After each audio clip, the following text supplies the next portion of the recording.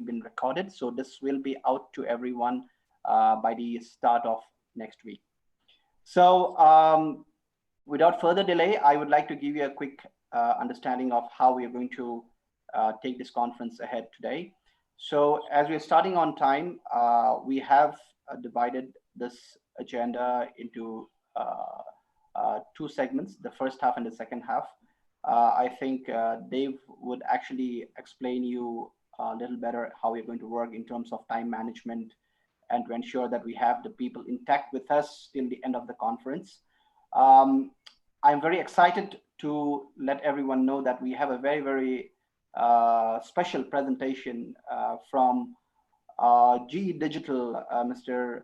Marcio Afonso, who would be actually taking up the session on predictive analytics with digital twins.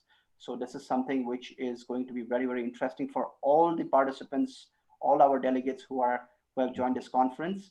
So without delaying further, I thank you once again for joining in, and I wish you all the luck. And Dave, over to you. All right, thank you, Amir. Well, welcome back, everybody. It's day 2 of our conference. Yesterday's content was fantastic. So many great speakers, so many good points. I'm looking forward to another good day, another half day of this conference. I did want to mention at the start, we do have the Hublio app, so you can ask questions there, you can chat with speakers, and you can leave feedback on the conference. We are looking for that. It's, to keep it all in the app and to connect with people and to visit sponsors. That should be a task for everyone, and it's, a good way to meet people. I haven't met everyone in the audience yet, but I have connected with a few of you, and it's been really great. So without further ado, this is the agenda that you see on the screen now. It's changed a little bit.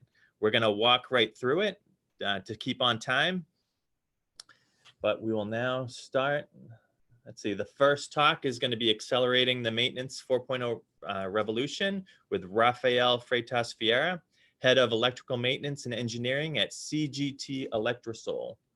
So I'm going to stop sharing that so he can load his presentation. Thank you, David. I will share my screen. Okay. Okay, guys, thank you for this kind introduction. My name is Rafael Ferreira. I'm a maintenance engineer in CGT Electrosol. And today I'll talk about how maintenance 4.0 can be used as a strategy for renewable power plants. So first, thank you for ParXcellence for this invitation. I'm very glad. And thank you for joining to this presentation. So in our agenda today, I will talk a little bit about CGT Electrosol, what's a public concession, what is your business, and I will focus on our renewable power plants, hydropower plants, wind in PV farms. And I will talk about how Industry 4.0 transition can help us to make our job better. And I will close this presentation with some key points. Let's go. So our business, CGT Electrosol, we are a generation company. You also have thermal power plants, but the focus on this presentation will be hydro and the wind PV power plants. You also are the largest transmission company in the south of Brazil with 45-6 substations, 11,000 kilometers of transmission lines, and it represents 10% of Brazilian interconnected system. So as an energy trader, we have 1 gigawatt in our budget, over than 200 contracts. So in this picture here, you can see a few parts of business. We have a hydropower plant, our headquarters in the beautiful island of Florianopolis. If you come from Florianopolis, our headquarters is open to visitation. And we also have some wind power plants in the extreme south of Brazil. Well, we also have share in other energy companies in hydro and wind power plants. And we have a non-centralized operation. What that means? It means that we have a lot of opportunity to digitalization to bring all this data to our headquarters. So I'll show you a little bit more in the future. But energy service in Brazil is a public concession. So any company can provide this kind of job, this kind of service, but it has some highlights in the concession contract that I would like to show you here. So continuous service is very important, efficient, security, updating and improving technology, courtesy, fair price, social integration, and environment care. If you look these highlights for the concession contract, you automatically can link for the some key points for Industry 4.0 revolution. What's more important in our business model? So energy, as I said before, the public service can be provided by several players. So in order to be returned to the grantor in the end of concession, all assets have to have in good conditions. You have to care about your access because when your concession is over, the assets will be uh, to auction again, and the other company will continue to provide the service. So to ensure the quality of your assets, to ensure the quality of service, usually the regulatory agency leads regular inspection routine of the market players. So the energy industry in Brazil, it's an industry extremely regulated. Another important issues uh, that brings some opportunities. Some of those investments can be reimbursed. So if you, for example, replace a turbine after the turbine is completely depreciated, you'll be able to receive some reimbursement by this investment. That also brings some opportunities for 4.0 industry. And of course, accounting, asset managing have a key role in our business model, and a reliable enterprise resource plan is really, really important. Let's talk about the hydropower plants. Hydropower plants, it's a unique project. You can't use, you can't copy and paste the project from one river to another one. You have to do everything in unique way. So in this example here, you have a dam over here. The water used comes to here. Then we make a reservoir just here in the spillway. And usually now the water comes to the house power to generation energy. If you look to this other power plant, you have a completely different infrastructure where we have a reservoir far away from here. The water comes from tunnels, spread in pipelines, and goes to the house power. So each flow, each head, each river represent different equipments, different philosophies, different capacities, and it brings a lot of challenge because it's very hard to make the same philosophy of maintenance from one power plant to another one. Even operation philosophy has to change uh, from hydropower plants. Here we have a picture of a small hydropower plant with with three hydro turbines, and here another bigger one with one and two. You can see the difference between the equipments; they are completely different. But it's changed a little bit of perspective when you talk about wind and PV power plant because you have hundreds, sometimes thousands of the same equipment made usually for the same manufacturing. So you can have a good spare part management. You have similar equipment and bring a lot of opportunities and brings a lot of challenge. So imagining this situation here. We have a hydropower plant with two hydro machines that's able to generate 48 megawatt.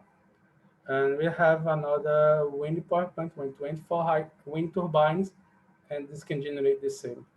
Imagine how amount of data this guy will generate and the amount of data this guy will generate. And you have to keep eyes in these machines all the time. So it's required more data intelligence than ever because you're gonna have a huge amount of data generated by those guys here.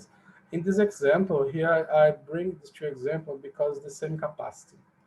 But usually in a wind farm, in a solar PV farm, you have hundreds, thousands of turbines, hundreds, thousands of similar equipment. All those equipment generating data that you have to treat. But let's start with the basics. So when we operate and when we start our maintenance plan, what we do? We do preventive maintenance, as a manufacturer recommendation, and of course, our own experience. Time-based maintenance for some equipment has electrical components like switch gears, lighting instruments, transformers, and so on. We have also time operation maintenance for rotate machines, condition-based monitoring, predictive maintenance. Everything in this framework makes our management plan. Um, and as I showed in the first of presentation, you have a decentralized operation all over the south of Brazil, but it's brought us an opportunity to digitalization. So today, we are able to operate with the same reliability all the assets in our headquarters. So we bring all the data for our headquarters, and here those guys here can operate generation, turbine, switch gears, transformers, and any equipment, everything that can be doing in the facility, it's also can be doing in our central system. And this guy worked 24/7 to keep the system alive, to keep the system health. And here we have the center of telecommunication. That's an infrastructure and support for this guy here work well. Here's some example of a screen of a system where we have real-time data, reliable data with historical easy to access. This is very important for maintenance. This is very important for post-operation. And here's just another example where we have temperature, vibration, water flow, and other measurements that the maintenance can check it is online, can access the history, can make their own analysis. This database is open to engineer to access, so use any language you can access the database. Uh, and you also have some systems that are not still in the same database, but you are working on that for vibration, for example, and you have a vibration system installed on those machines, and they collect data from the database's operation and mix this data between vibration data and operational data, and are able to give us analysis, diagnosis, and prognosis about how the machine is working, how the machine is going to work in the future. You have the same, for example, for health insulation and generation transformers, where you can check the insulation online and combine this measurement with operational data, with temperature, make those mix this data and make better access. Uh, Time by time, the team goes to the field, makes some visual inspection, thermal imaging.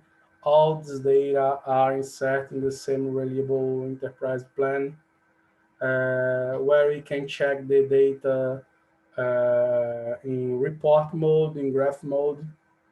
We also can do our own dashboards using the historical in the database, using the different databases, and you can make your own analysis so you can adapt it. The data is already there, you just have to mine. But what's important for this transition? What is important for the path for the Industry 4.0 transition? Sometimes you have, sometimes you have different systems with different databases. You have to put everything the same language. You have to put all the data in the same database. So in this example here, we have temperature, vibration in one system, oil for bearing in transformers in other system, health insulation, thermal imaging, everything in different systems. So imagine the situation here. This guy is measuring a motor current, for example. This other guy here make a thermal inspection. And these two measurements in apart maybe doesn't mean anything, but if you combine these two measures, maybe shows something that you have to pay attention. So it's very important for this transition. You have everything in database that you can see all the information in real time, and you have IoT, for example, data intelligence, digital twin, additive manufacturing. Let's see one by one. Well, for IoT, we have to have this connectivity between equipments, users, and systems through intelligence devices, sensors, softwares, and a readable database, trustable data, easy to access and interpretation, available cloud, and where any personal thorough can be accessed and make the analysis. Friendly web-based platform is also very important, and cybersecurity. Cybersecurity is a very hot subject in our company, as we are also a transmission line company. We have optic fiber spread all over the south of Brazil, and we have, for example, air gap between data network and regular network. So for us, for the engineer to access data, for access operational network, you have to go to some specific terminal with a personal logo, and you can be able to check everything that's happening in the machine. So we treat cybersecurity very well in our company. Um, another important issues is data intelligence. In this picture here, I'm showing three vibration systems, two for hydropower plant. These are for wind turbine. Here in the example, you have a data visualization where you can see red flag when something's not going well. So it's give you opportunity to operate in real time, make some action, take some action, call maintenance or something. Here we have a system where the engineer can make a more accurate analysis in vibration systems. And another thing that I think that's very important is prognosis, where here in red data you can see some measurement, and here a timeline, and more or less the specific time when the measurement will cross some red line.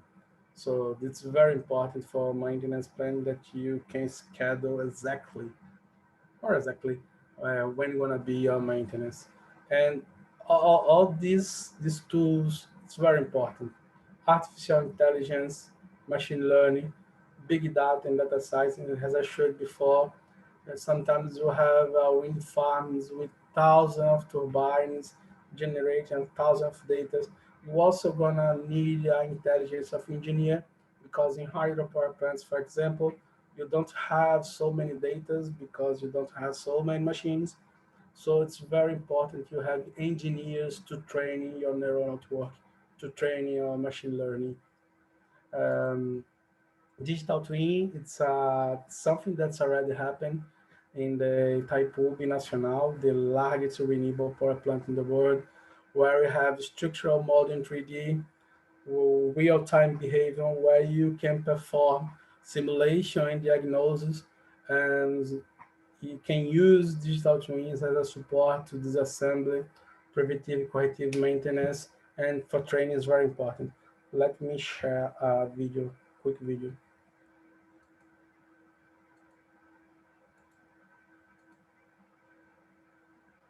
Just 1 minute.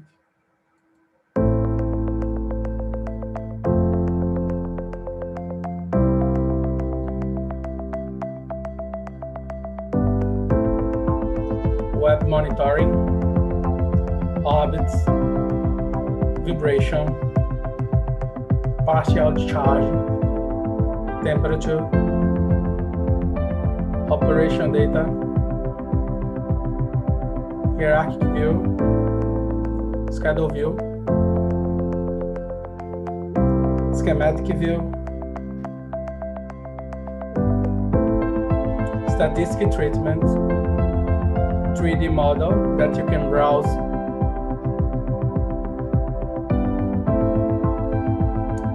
sensor localization, monitoring signs,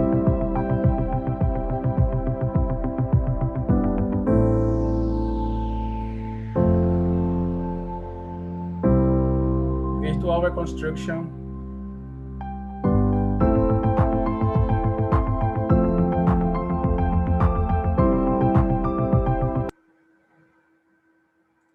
this is already working in Itaipu Binacional. It's I think that there's a great potential to improve the process in maintenance. And a new frontier that we see now, where you will be able to manufacture your spare parts inside your facility with a 3D model. That's going to be awesome. And about Industry 4.0, we have to have decentralized systems where you can put all this data in the same database, that this system has to provide to us analysis, diagnosis, prognosis, real-time visualization, where you can have to have everything easy to access. But don't forget, if you have garbage in, you're gonna have garbage out. So it doesn't matter if you have a real diamond model. If you insert with trash data, you're gonna have a trash result. So I have to have maintenance under control. All processes have to be well designed. The KPIs that you want to control have to be under control. So the message is, don't automate the cows, do your basic first. Why should I follow this transition? Why this matter? Why this important? So Industry 4.0 has a potential to reduce cost in over 73 billion reais by year, where 42% of these costs is related to maintenance. So as a public servant, as a company that provide a public service, you have to increase competitivity, improvement in up-to-date technology, security, and the other attributes of concession contracts in public service. It's really important to players to follow leaders from Industry 4.0. So guys, that's the message. Thank you very much for your time. Thank you very much for your attention. And I'll be glad to take some of a few questions in Rodrigo. Thank you very much. Great. So yeah, thank you for that presentation. We saw a lot of Industry 4.0 technologies. You had AI, you had digital twins, you had IoT. Excellent use case in terms of how you're using Industry 4.0 now. And the 3D printing, the additive printing, looks like an amazing technology that I hope you have success with. Thank you. Okay, so I don't see any questions. If people do have questions, you can use the Hublio app and ask there. So now we'll jump to the next presentation. This is going to be online thermography system for hotspot into electrical panel and protection system against arc flash by ionization air, UV Zyggot products. And the presenter will be Castellane Fiera, Commercial Director of Varixx. So welcome, and you can start your presentation.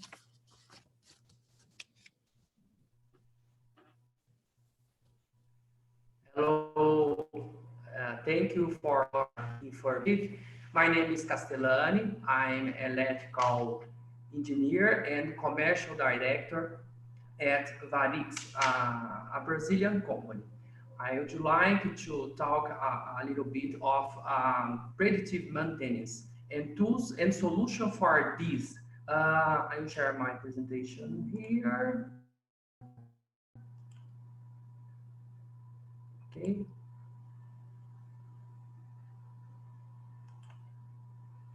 And the title of the presentation is Online Thermography System for Hotspot, Electrical Panel, and Protection System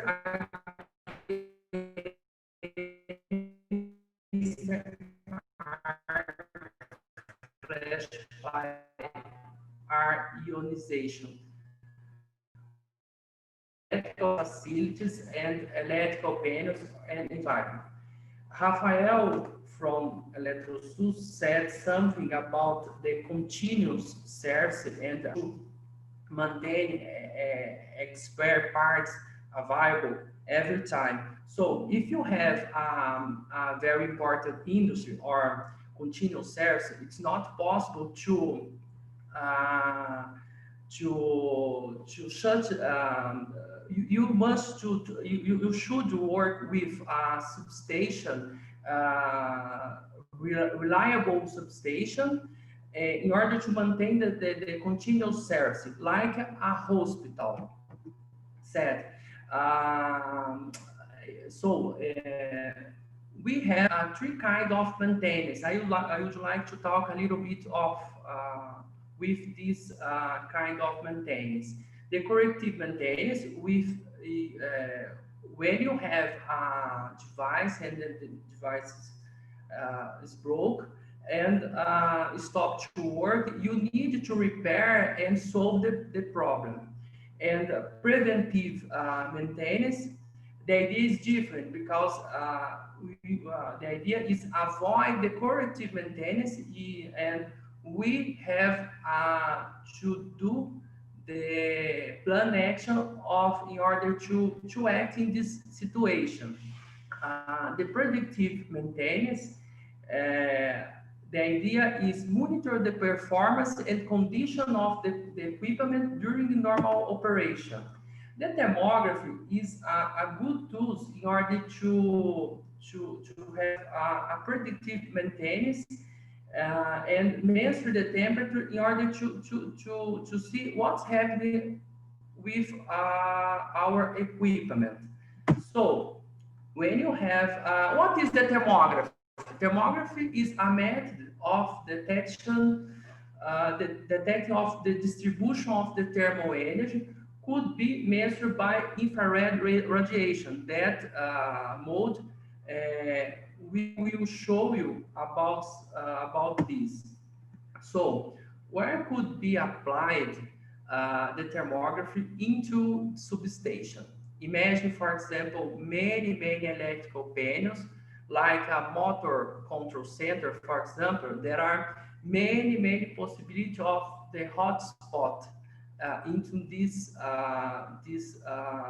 kind of electrical panel. We have many connections between busbar, and we have transformers and possibility to hotspot of transformer connection, for example. So the potential risk into the electrical panel is from poor connections.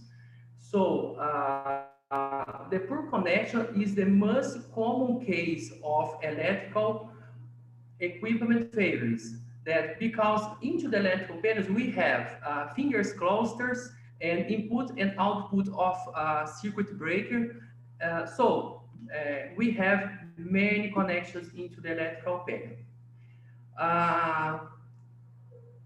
Talk about a thermography. We have two possibilities or two kinds of thermography, the conventional or online thermography. What is the best way? The conventional thermography, the inspection happening once or, and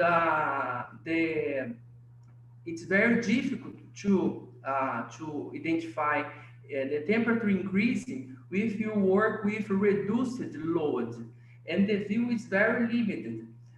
And the reliability is depend of the equipment and the skills of the professional.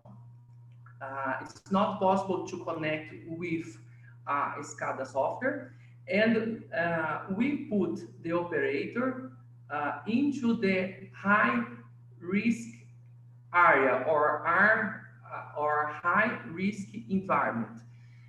The continuous thermography, it's possible to bring many advantages. For example, the expansion is online all time, and the reduced load, if you work with reduced load in our electrical panel, don't have a problem because you we are monitor the temperature every time, and the view is unlimited. And you need to monitor and to see, Rafael said something about monitor the database. You need to analyze every time. The reliability is very good. It's possible to integrate with other systems by SCADA. And the security, we remove the operator of the high risk area. What is difficult to do the thermography nowadays? If you take a picture, an image picture, it's possible to see there are many materials in this picture. Each material has different emissivity that it's very, very difficult to parameter the camera, for example, to analyze the temperature from all materials in this picture. So the solution for this case is a ponto monitor that you put sensors into electrical panel, monitor the temperature near the connection.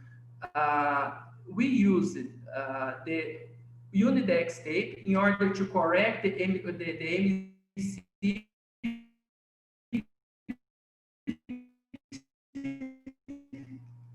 and send this information operate possible to see all this information, the environment and the temperature of the connections in front of the electrical panel.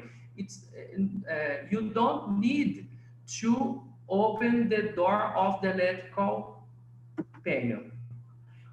What is this product? The product, the solution of this situation is Zyggot temperature. The Zyggot temperature is possible to apply for low and high voltage applications. There are two kinds of sensors. I will explain a little bit here. This sensor for high and low voltage. It's possible to read temperature up to 300 Celsius of hotspot and 75 degrees Celsius for temperature of the environment. It's possible to parameter and for each sensor. This sensor, the advantage is the cost, because low voltage, sometimes you have many possibilities of the connections. So this sensor is possible to install up to 1000 volts, and the temperature read is up to 120 degrees Celsius for the hotspot, and up to 75 degrees Celsius for the environment. So both sensors monitor the point and the temperature air, okay? And the topology, it's very easy, the same for sensors.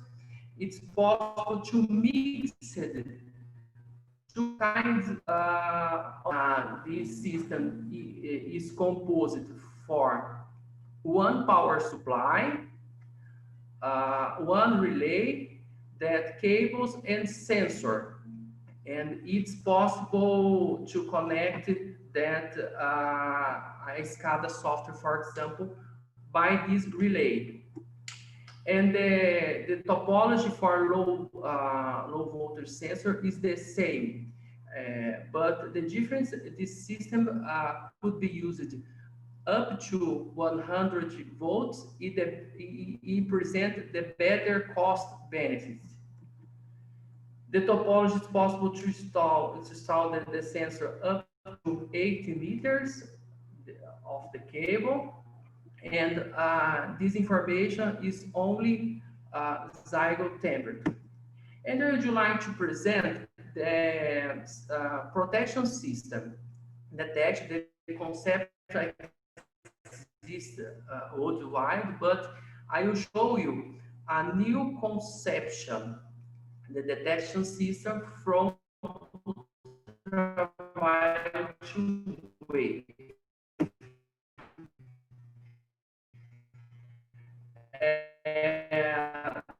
This concept is the same of correlation between this point, start to wave. Okay, so Varixx developed a sensor in order to detect ultraviolet wave generating this phase. Talk about a little bit of the arc phase, the compression, expansions, and expulsion and thermal phase.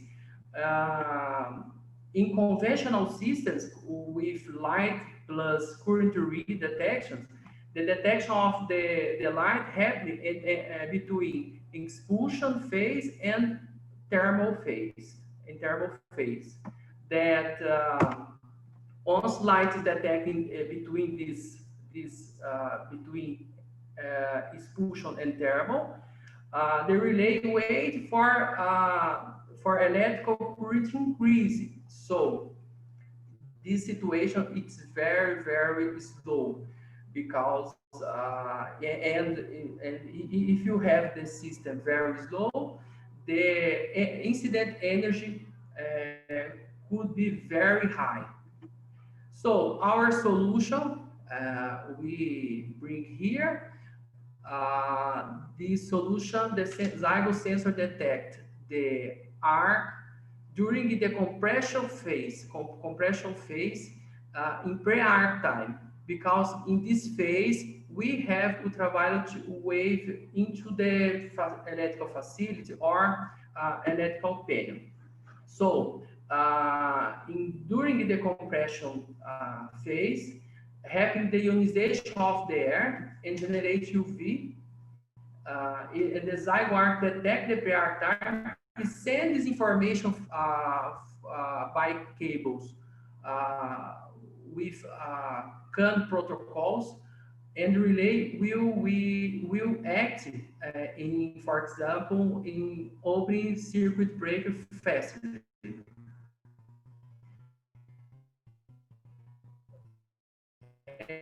And it don't ultraviolet wave and not detect visible light. So we have many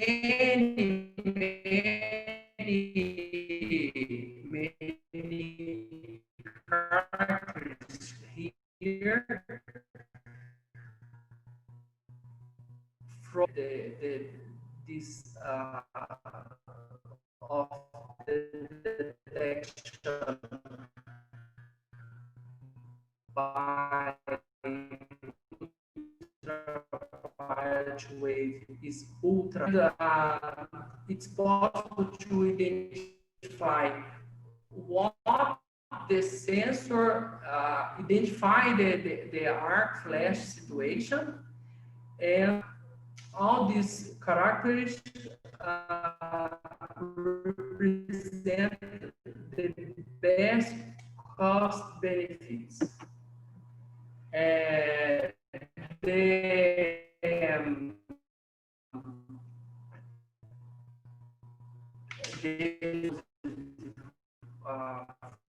For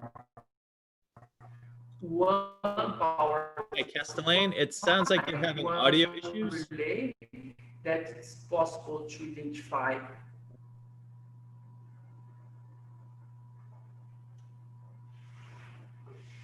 I repeat, okay? Sure. Okay. This Zyggot arc topology, it's very easy to install, and the topology is very easy to parameter, because you have it's composed for power supply and one relay, cables, sensors by relay. Okay, so the opening angle for each sensor is 90 degrees. It's possible to put one sensor by one compartment, or if you have electrical panel without compartment, it's possible to. So the advantage of this this solution, great advantage. The pre-arc arm, the shortest response time less than 300 microsecond, no false trip because not detect light. We work with detection by ultraviolet wave generated. The simple topology is very easy to install, and the cost benefit is very interesting.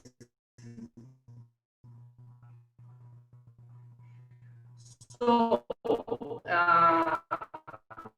we have two kind of sensors. And UVB for outdoor applications. I would like to show a video of our system.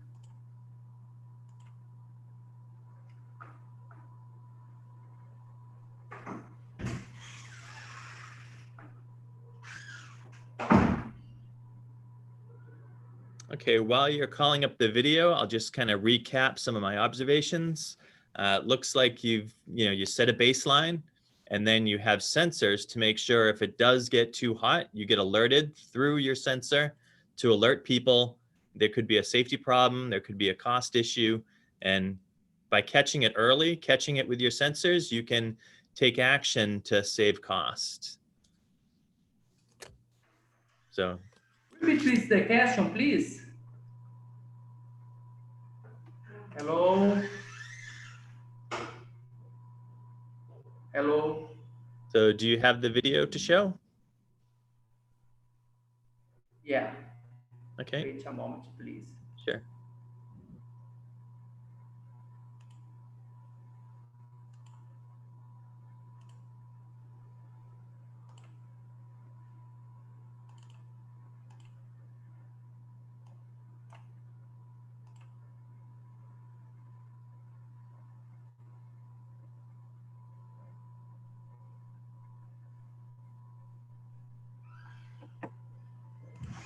Uma pergunta aqui, só complementou o que você falou.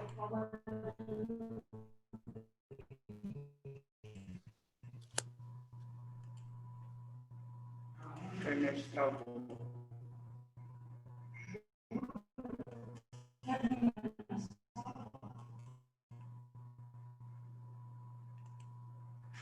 Wait a moment, please.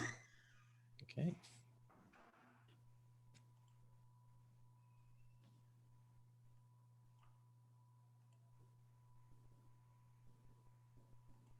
So I did go to your sponsor page on Hublio. I did see that you've got some PDFs there. People can download to look at the sensors, see the differences, the spec sheets.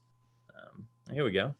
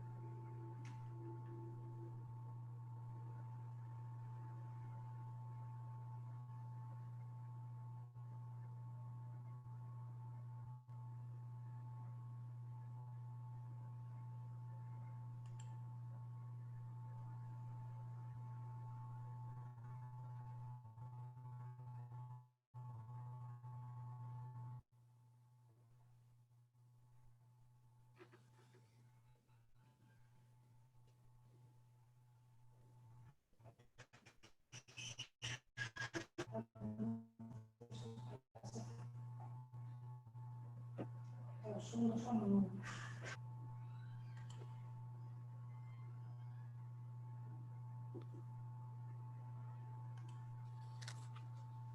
Hello. I stopped because I have my internet is not good Okay. now. So yeah, like I was saying though, you Okay. do have a place in your sponsor page on Hublio. So maybe you could put a link there to the video as well, just like you did the PDFs, so people can check it out. Yeah, we will share. Okay. Very good.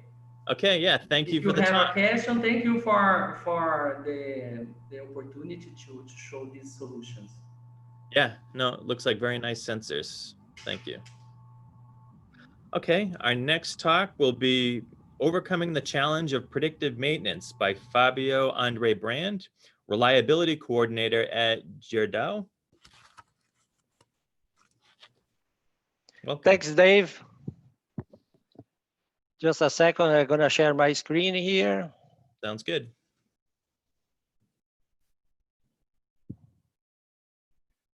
Okay, let's start with the first question, the most asked question in this pandemic. Can you see my screen, please? Yes, I can see your screen. And There the we sound go. is working well, right? Okay, just a second here. Okay, can you hear me good too? Yes. Yeah, very good. Okay. So good morning to everyone. My name is Fabio. I'm speaking from south of Brazil. The city is called Porto Alegre. Okay. So I'm going to be talking here a little bit about condition-based maintenance, building a framework. So this is something we apply here on our steel mills. Okay. So like Dave said, I work for Gerdau. It's a large steel mill. With plants located in many countries, especially here, Brazil, United States, and Canada. Okay, guys. So first, a quick introduction for myself. Okay, so I'm a mechanical engineer with master's degree in RCM. 16 years of working in maintenance and reliability. Okay, mostly in steel mills located in Brazil, United States, and Canada. So I did work for 2.5 years in the United States and sometime in Canada too.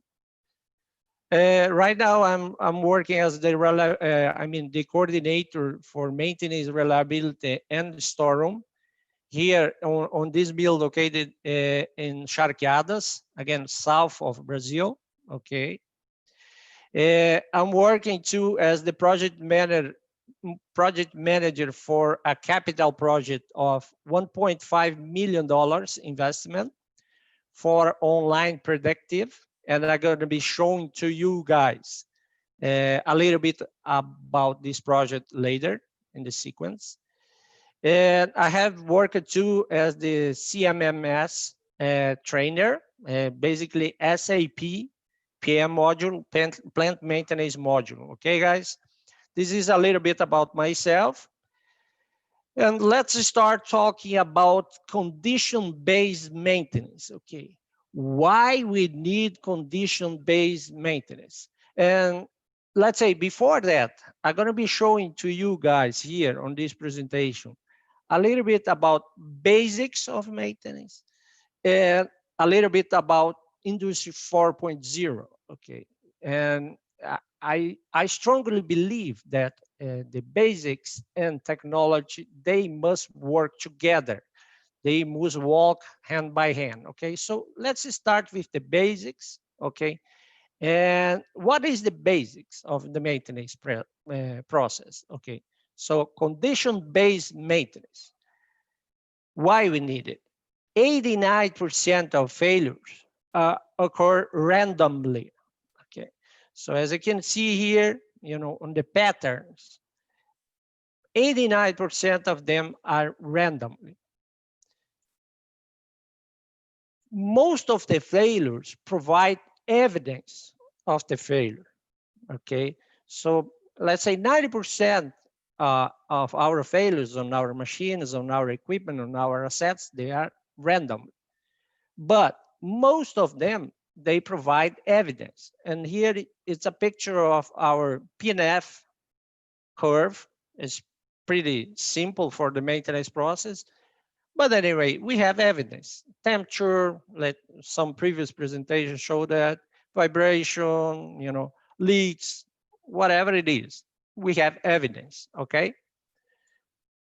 So how we avoid those failures, okay? Again, over the evidence, our idea is to have a strong inspection process, condition-based maintenance, inspection. We call it three-dimension inspection process. I'm gonna be showing to you in the next slide. There we go.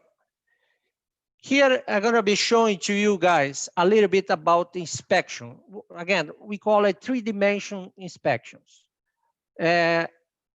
Here on this picture, you see the P&F curve, again, about any asset. It starts with the regular performance, and over time, it starts to lose performance and then goes to the final failure.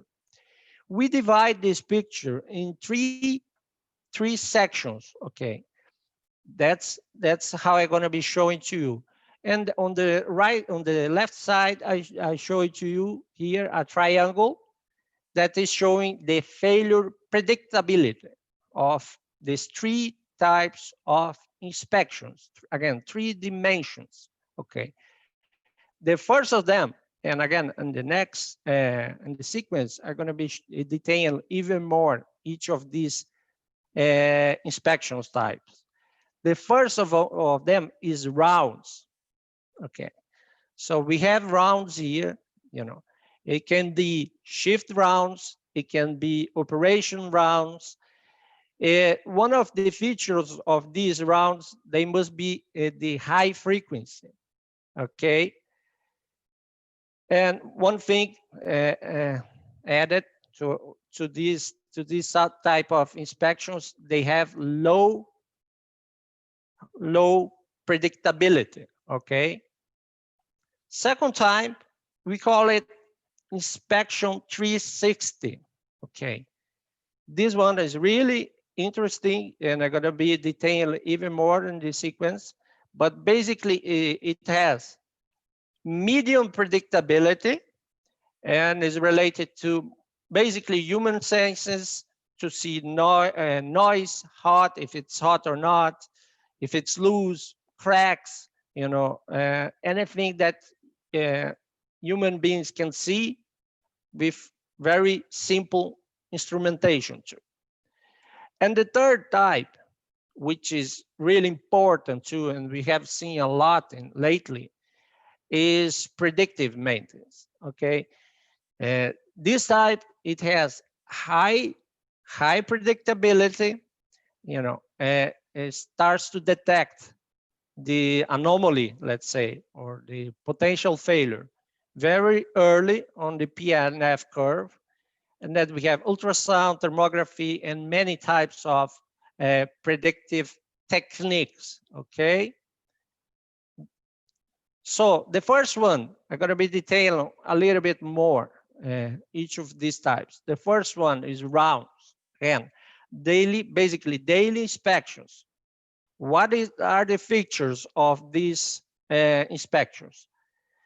They are basically to detect potential failures close to the final failure. Again, they are very, like I showed before, they are very close to the final failure, the catastrophic, the interruption, the equipment interruption. It validates the other two types of inspections. Like is written here, is the ultimate goalkeeper. What I mean, if we detect a failure or a potential failure on this type of inspections, it means that we had a failure on the other two types. Because again, the idea is to detect the failure as early as possible, okay? Again, if we see a failure, an anomaly or a potential failure on this inspection, we have some kind of you know, lacking in the process of the previous failure, previous inspections, I mean, okay? So these types are maintenance shift inspections, TPM, total productive maintenance inspections, pre-shift inspections, equipment safety checks. I mean, any kind of checks that are done on high frequency with basically no instrumentation, okay? This is the first type. The second type is inspection 360. This one is very, very interesting, okay? Basically, is dedicated inspectors using simple predictive tools, okay?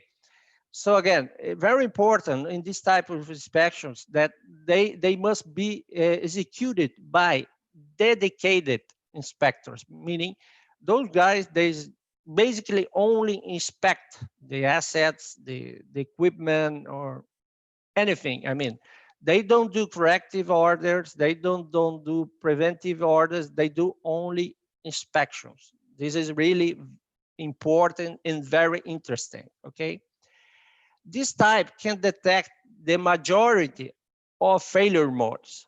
What I mean here, you know, we have, it depends on the equipment, of course, but we have many, many types of failure modes. And this inspection 360, that's what we call it. It can really detect the majority of failures, you know, failure modes. It means temperature, vibration, you know, cracks, you know, looseness, you know, a lack of lubrication sometimes. The majority of failure modes in this side. So in these inspectors, they use UV and white light flashlight to detect leaks, for instance. Handheld laser infrared thermometer to see temperature, you know, very simple. To pillow block, they go check the temperature with the laser, you know. Vibration pen, like you see in the picture here. The guy is using a vibration pen to see very quickly if the vibration is off or not, okay? And they use some industrial borescope. That's what I think is the pronunciation. But anyway, borescope is to check internally some equipment that we can check if there is, for instance, wear on gears and bearings or anything. Okay.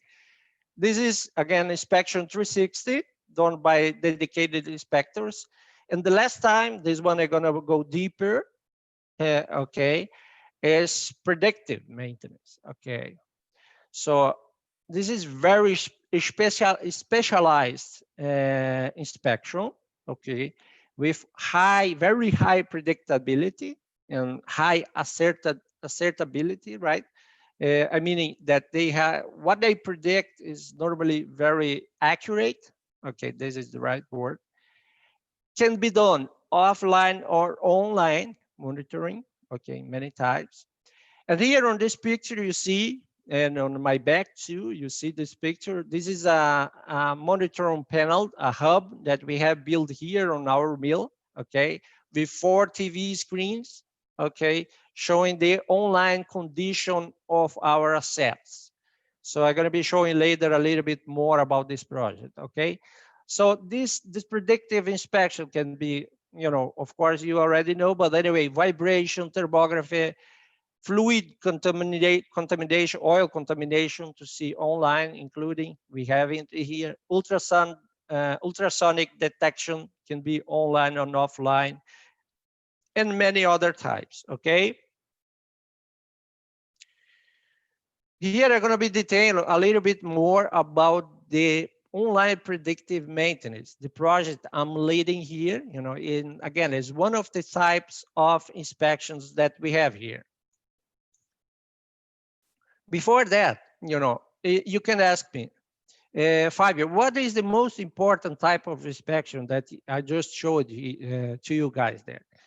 I will say all of them are important. You know, it's like the fingers of your hand, you know, no one is more important. It's the harmony of all of them. It's the harmony of all 3 inspections that make the process of condition-based maintenance great to detect the anomalies or the potential failures before they happen, okay? So what are the project steps for the online predictive maintenance? It started in 2017. So first step was to define the team. The second step, very important too, is to do a risk ranking, ABC, assets classification. Why? We need to know exactly which assets we have to focus our attentions, okay? So risk analysis here on the left side, you see a very simple method to analyze the criticality of the assets, okay? This is step number 2. Step number 3, we did some RCM studies to basically understand better the failure modes of each asset. Basically, we did for some of the assets A.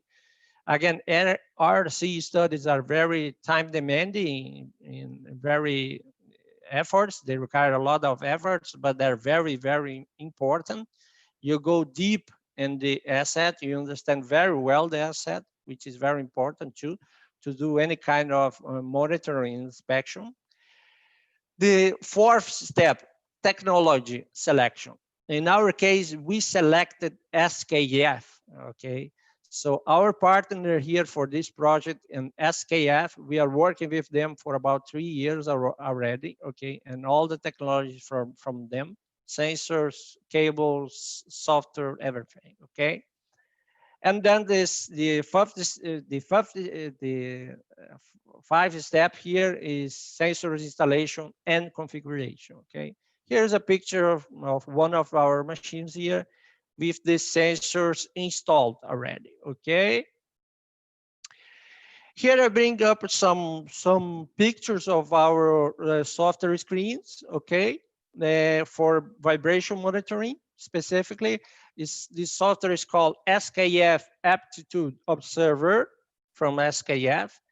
So again, our technicians, you know, the predictive techs, they basically see aerial picture of the whole mill, and basically they click on the signal here, the online condition of the assets, if it's red, green, or yellow, click over it, you know, and then they navigate to screen number 3, for instance, here, and then they can see the asset by itself, I mean the equipment by itself, okay? Again, this is the condition for vibration. The whole software is located in the cloud, you know, Amazon cloud from SKF, of course, okay? Here you see, again, the condition, the online condition for vibration of this particular equipment, okay? Navigating through the system, he clicks again on the signal, he gets to the asset by itself, which in this case here is the gearbox, okay? And then he can see, you know, the online condition of this asset. For instance, the vibration, see the velocity, acceleration, and global envelope of vibration to see exactly what is the condition of that asset. And then even more navigating, click on this signal here, he gets to actual tendency and the spectrum of the vibration, the online vibration of that asset, okay? And here, of course, he can do the final diagnosis of the asset, say, okay, this asset has a problem on the bearing, or is lack of lubrication or looseness or whatever it is, okay? So far in the whole plant here in Charcadas, we have 408 online points, you know, for vibration. It's around 185 assets monitored, again, online, okay?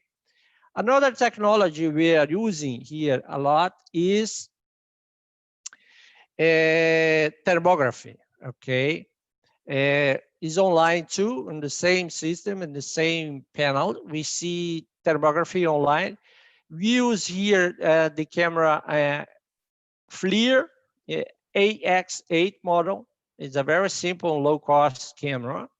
We put specifically for transformers, critical transformers, okay? Here, for instance, you can see the tendency. This is an example of an actual failure, potential failure we had in here. Okay, the yellow line here was a potential failure. We had high temperature in one point, After that, we did a corrective action, and then you can see how it went normal again, okay? And this has the feature of automatic alarms. You can send it by email or SMS, whatever you need, okay? Another system we installed here between others, you know, we have more stuff being installed here for online monitoring. But this one is pretty interesting, very low cost too. It's a system called CTRAD, you know, here is the name, CTRAD. Is basically to monitor the AC condition, air conditioning of electrical rooms, you know, electrical rooms. We see online, this is actually a picture of the app. You can see the condition of the assets on the app, you know, phone app, you know. We see for instance here, we are measuring the electrical voltage and the temperature of the room, you know. And then you can have it alarmed by SMS too, very low cost too, okay. And then to finalize my presentation, okay, what are the key points that I showed to you? And that's what I actually believe and understand. What are the key points for this whole process, Industry 4.0 and maintenance and reliability? Regarding inspection, condition-based maintenance. First, we have all 3 types of inspection. Again, this step is very, very important. And then from here, we create planned corrective orders, okay, follow-up orders. And then the planned corrective orders, they go for planning and scheduling. We have a team of planners, you know, working on my team, actually, you know, they do the planning for the whole mill. And then, of course, we have execution in the areas for the corrective actions detected here, okay, in the inspections. And then after the execution, we do root cause analysis for some of the failures, okay? And then, of course, it's very important to the reinspection of the, you know, the potential failures that were actually corrected, to make sure that the corrective action was very effective or not, okay? And then from here, what we get, what results we get so far are higher safety of the crews, of course, you know, people are working less on corrective failures, I mean. Higher productivity, very important too, and very good results related to that, because we have less time-based maintenance, we have more condition-based maintenance. We have lower delays. In some areas, we have delays below 2%, which is a very good number for steel mills, okay? So, and the last thing is maintenance costs, okay? Which is, I believe, one of the ultimate goals that we have here, is to reduce our costs. And in over 3 years project, we reduce the total cost of the maintenance here in this mill about 15% over 3 years, which is a very good result, okay? And this is my last slide. And again, condition-based maintenance, what I strongly believe is basics, putting the basics, what I did show to you, plus technology. You know, we have a lot of technology available in the market right now. You know, adding these 2 things together, we really change the future. You know, we really get good results, you know, as I just showed to you guys, okay? And here are my contact details, okay? And my name again, and my email, my personal emails, and please add me on LinkedIn. I have been using a lot LinkedIn. It's a great tool to network. And from here, Dave, I open to get questions. I don't know if we have any questions. Okay, That's it. Actually, there is a question from Sergio on the Hublio app. So you can answer that maybe during our break. Thank you for the talk. And I think there is another question from Mauricio, which says that Fabio, congrats for sharing this. Congrats for this sharing. Did you contact SKF for the implementation? How much is it? I think we have a SKF speaker, Carlos. Carlos, would you like to answer this question, or do you think this is something got to do with you that you can answer from SKF? Sorry, which was the question? The question is, Fabio, congrats for this sharing. It is a question from Mauricio. Did you contract SKF for this implementation? How much is it? So, I mean, on this one, Amir, I believe we can talk later on. I can give more details about the project by itself, the approximate cost of everything that we implemented here. But the whole investment, like I showed in the previous slide, was around $1.5 million so far over 3 years. It was not only SKF, it was more technologies, but our main partner is SKF, yes. So Carlos, I believe Carlos works in a different department, but so I can help with more details about the project, to Mauricio. Okay, Mauricio, please contact me later on. My details, my contact information here.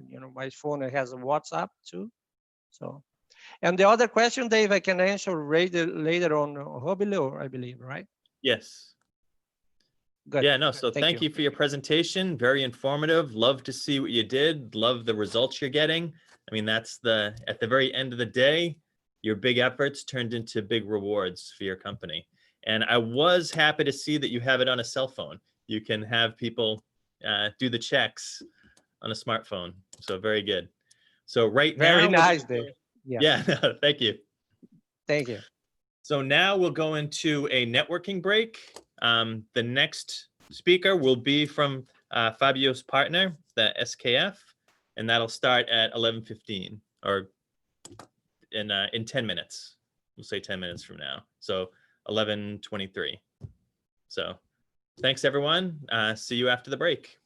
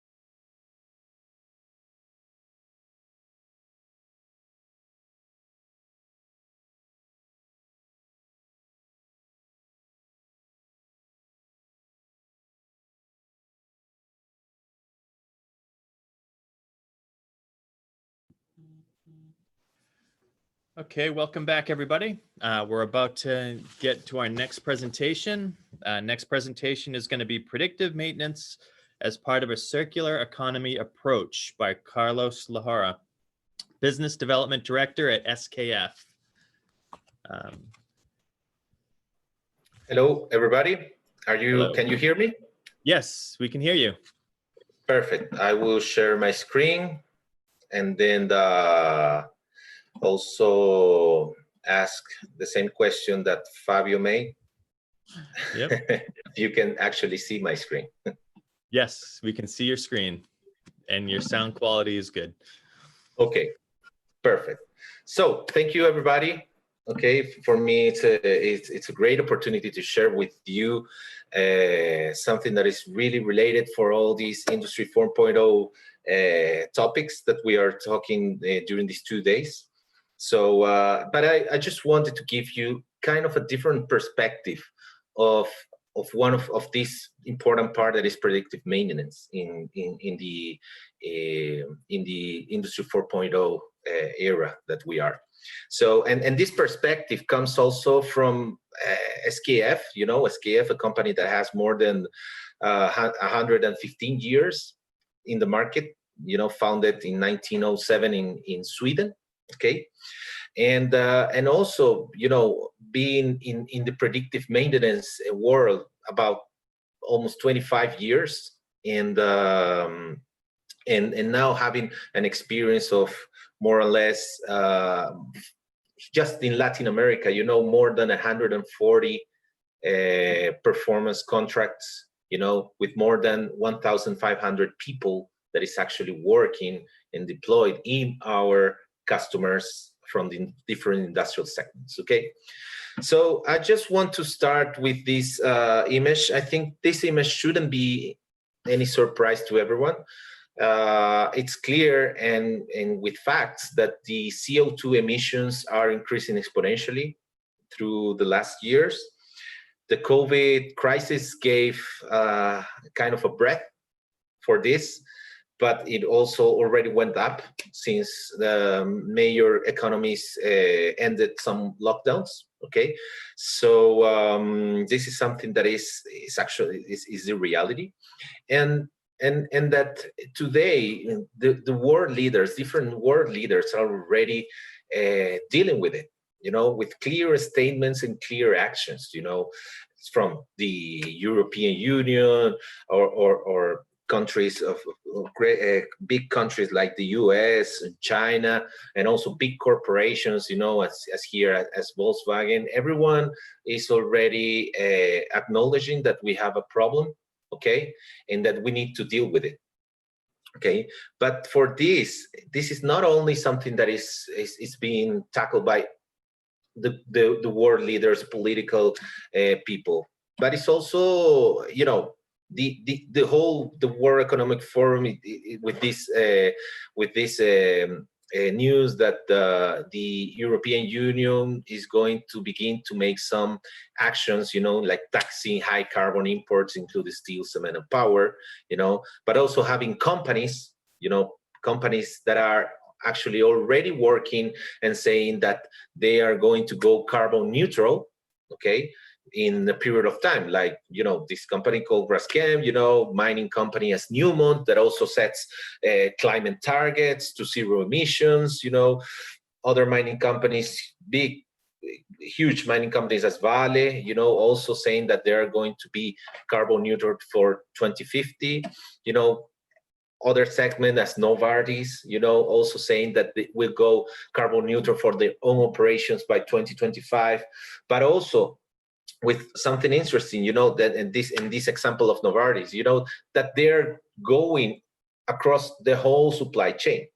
So they actually want to involve not only their own operations, but also the partners and the companies that work with them through all the supply chain. So it's clear that companies are taking action on this, and SKF is not is part also of this, you know, and we have set some targets, public targets, because we're a company that is in the stock market also, you know, and that we will go carbon neutral for all manufacturing facilities until 2030. And today we have already more or less two factories of a footprint of more than 110 factories in the world, okay, that are already carbon neutral, okay, one in Spain and one in Italy. And but how we need to deal, you know, as companies and as corporations and together with governments, is not only looking into our own operations but also looking the whole value chain. But we can even go further the value chain, you know, because if I give you this image, that is where's the impact of CO2 for SKF, for example, for manufacturing a bearing, for example, okay? We have a CO2 emissions with our raw material, you know, coming from our suppliers, you know, our own manufacturing also. That's where our first target is to go neutral, carbon neutral for 2030, you know, but we also have CO2 emissions on the transportation, logistics, you know, but again, it's not only looking to our value chain, but we can also look at the product life cycle itself of a bearing, or whatever is the product that a company can manufacture. So what I want to do here is to give you a perspective of how we can, you know, look to reduce the CO2 emissions, you know, when the product goes out of our value chain, goes to our customers, you know. And here you can see that in the case of bearings, you know, industrial roller bearings, this is where actually more CO2 we have, and where we can actually do the higher impact. But it's not only under our control. Okay, so again, is having a clear view that we should go from a linear economy where we take resources, we transform those resources, and we waste, okay, to a circular economy where we can actually, we will take the resources, but we will reduce the amount of resources that we are taking, so we can also reuse this in our own manufacturing, logistics, and the whole value chain, and also recycle. That's going from a linear to a circular economy. And to give you the SKF approach, you know, we have an approach where actually we can substantially reduce costs and environmental impact with improved efficiency. You know, in the end, what we believe is that we won't achieve these high targets, you know, without actually improving efficiency, you know, and impacting on the cost. Because in the end, you know, SKF and the other examples that I gave you are companies that need to generate a profit. So here, SKF has an approach where we look not only at the bearing, but we look at industrial assets from our customers as a whole, as a part also of a system, no? Where we start first of all with the blood of mechanical equipment, you know, there is lubrication, and here if we really can impact on the lubrication, but not only on grease lubrication, but also with oil lubrication, and we can reduce and change the actual model, that is buying lubricant, trying to restore or to reuse a part of the oil, but again waste and buy and waste. You know, SKF also is investing, acquire a company called Recond Oil that actually has a patent technology where we can recondition the oil over and over again, and to really change the business model, where instead of buying transactionally oil, you can buy it as a service. Okay, so here is the first part where we can have a huge impact, okay, on the environment with lubrication management.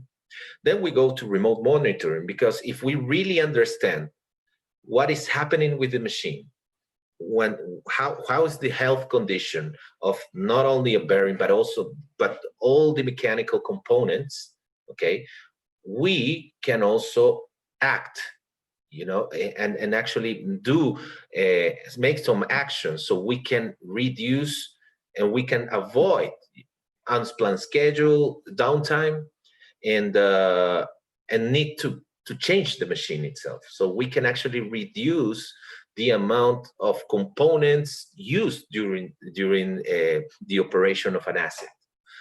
And for doing this, we need not only to remotely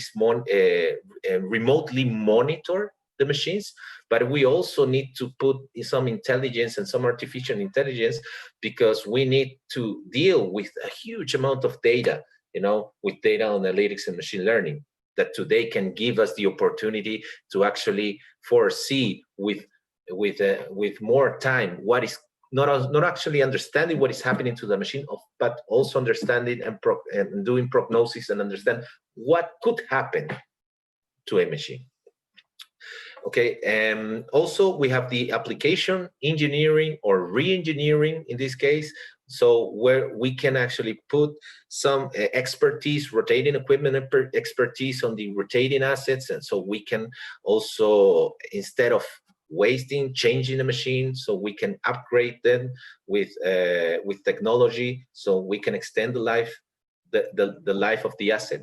You know, remanufacturing also is a very important part. SKF also does remanufacturing of bearings, you know, that traditionally is known as a component that you use and you just throw away. But now today we have a process and we have the technology where we can actually remanufacture bearings, and we can put them again in operations with the same warranty as a new one. But I'm not only talking about remanufacturing of bearings, I'm talking about remanufacturing of components itself in an industrial asset. And in the end, if I can manage all of these aspects and understand what is happening or what is going to happen or what could happen with the condition of a machine, I can also reduce substantially the amount of inventories, okay, of these components. Instead of doing planning of components and spare parts based on statistics and historical data, we actually can do a real planning based on the real demand that is going to come, by understanding the actual condition and the future condition of an asset. Okay, but all of this approach now is much more possible than in the past, because we have three main enablers that are helping to make this possible. You know, the first one is digitalization. You know, if we cannot impact in this way if we don't have the digital technology to have so we can see the asset and the whole process, you know, in a digital way. The business model also is very important, because as we said, you know, today in the industrial environment, we mainly have a business model that is transactional, where we have a very well identified misalignment. Suppliers want to sell more, and customers and users want to buy less. So there's a clear misalignment in that business model, where if we can shift from transactional to a performance fee based, where a supplier has clear KPIs to increase the performance of the industrial asset of an end user, then we get rid of that misalignment and that discussion about a supplier wanted to sell more and an end user wanted to buy less. And last but not least, and very related to the first slides of this presentation, is actually the another enabler that is striving for environment, for sustainability and clean tech. You know, with governments and organizations giving more incentives, you know, to companies that actually are changing their energy footprint. Okay. And but today I will spend a few more minutes, you know, on remote monitoring and data analytics, machine learning. Okay, so if we look, to the global IoT market, that is in 2017, it was $110 billion per year. We can see that for the connected industry is the largest segment of IoT. Okay, the connected industry is what focuses on manufacturing with industrial assets that are connected to the internet. And this is the part that is more relevant for PDM. And the predictive maintenance market, in 2019 had a size of $4.8 billion, okay? But it has a nano growth rate of 39%, and it's expected to reach 23.5 billion in 2024. And why is that? What is driving this huge, this growth, so accelerated growth? Well, first of all, we all know what predictive maintenance can do in industrial operations. Reduction in downtime, increased machine useful life, reduce environmental impact, reduction in maintenance costs, also looking after the employee, the safety of employee, and also reduce waste. But also is because the other enablers that I showed you before, as digitalization, the shift on the business model going from transactional product sale to service and performance-based selling, and for sure for the incentives that the governments and different world organizations are giving to the industries.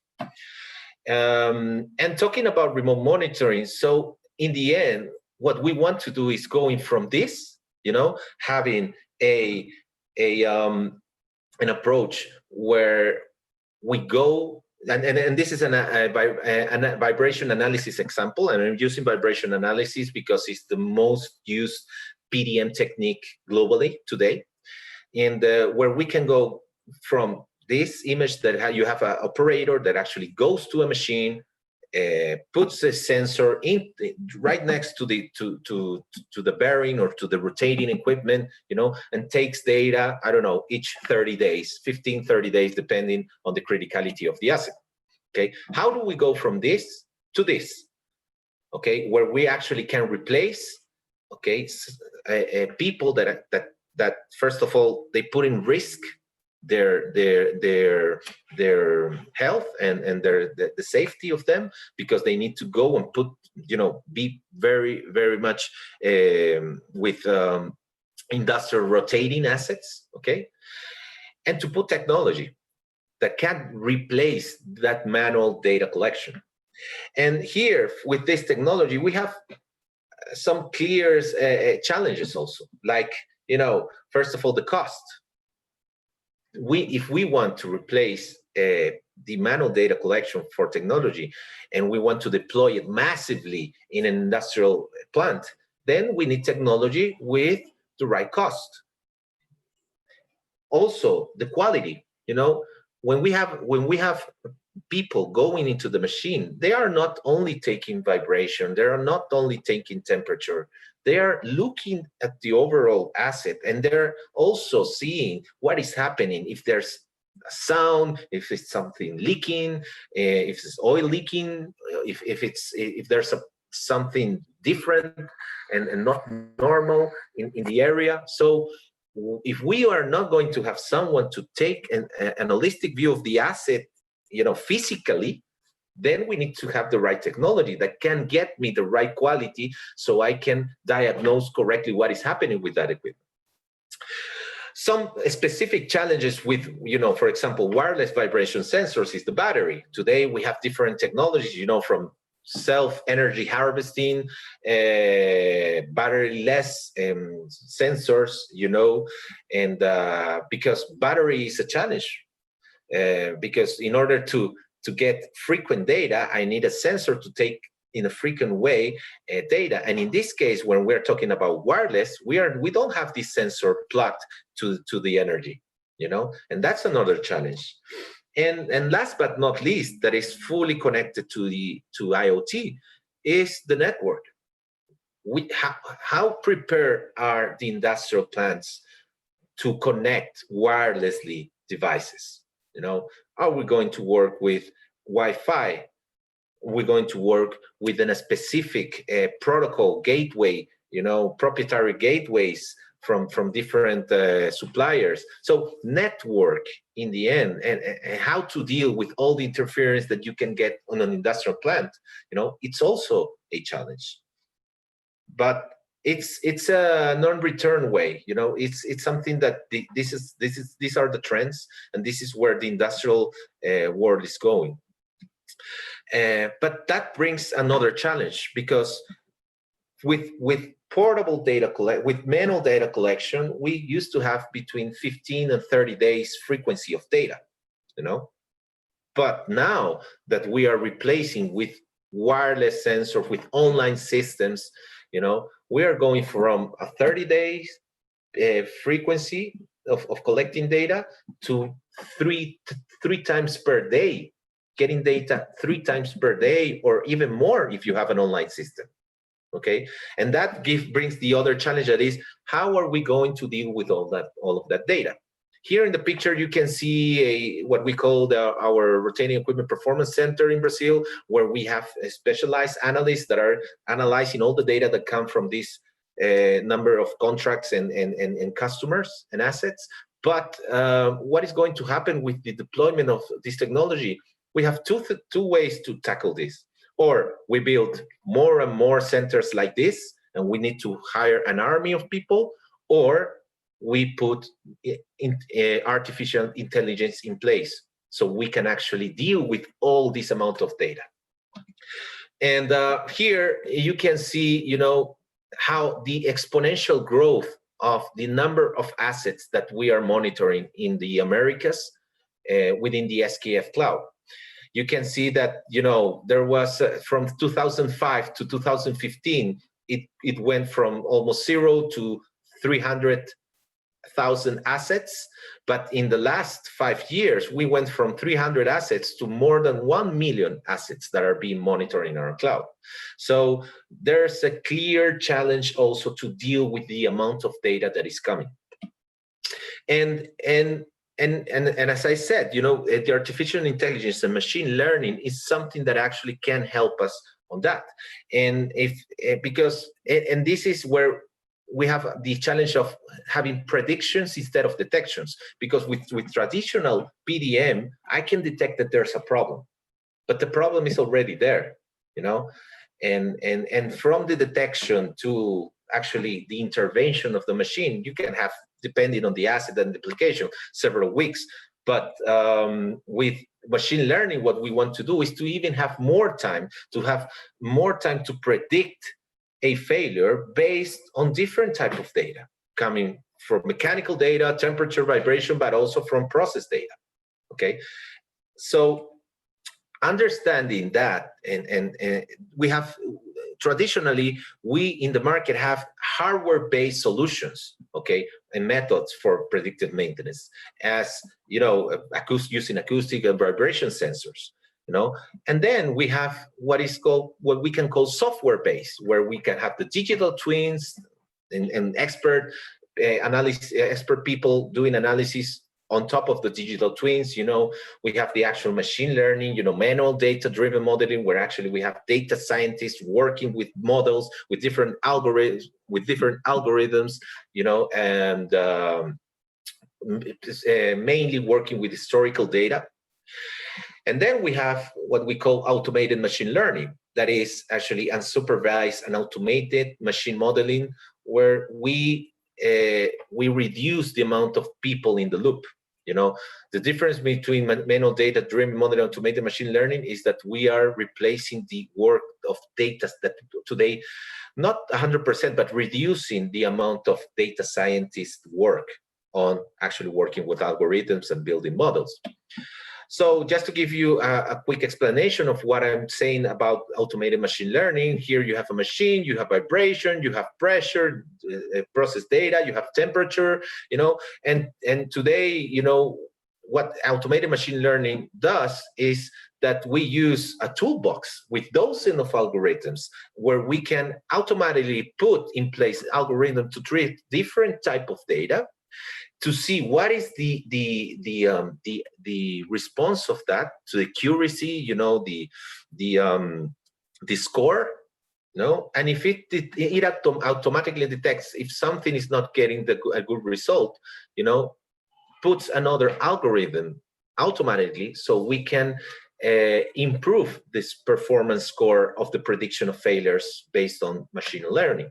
So again, it's a software that we have for select its own algorithms instead of having a data scientist doing it.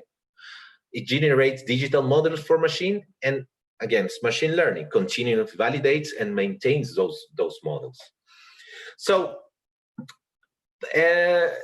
looking at the clear advantage and challenges that we have in these different, the hardware-based and also the software-based, you know we can see that with acoustic and vibration sensors, you know, we are going to have diagnostics, an advantage in diagnostics because we have people in place, but we can also, we know that people, depending 100% on people, is not so scalable.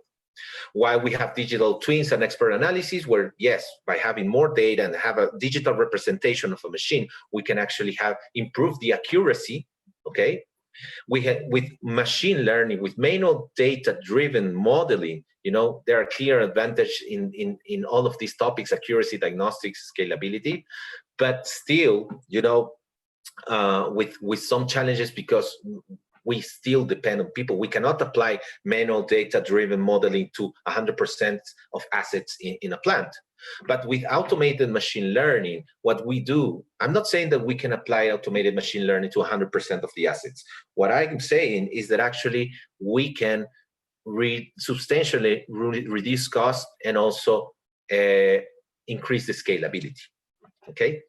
And where to go? Because if we go into the market and we see all in this digital ecosystem in the market, there are more than almost 200 companies in the market.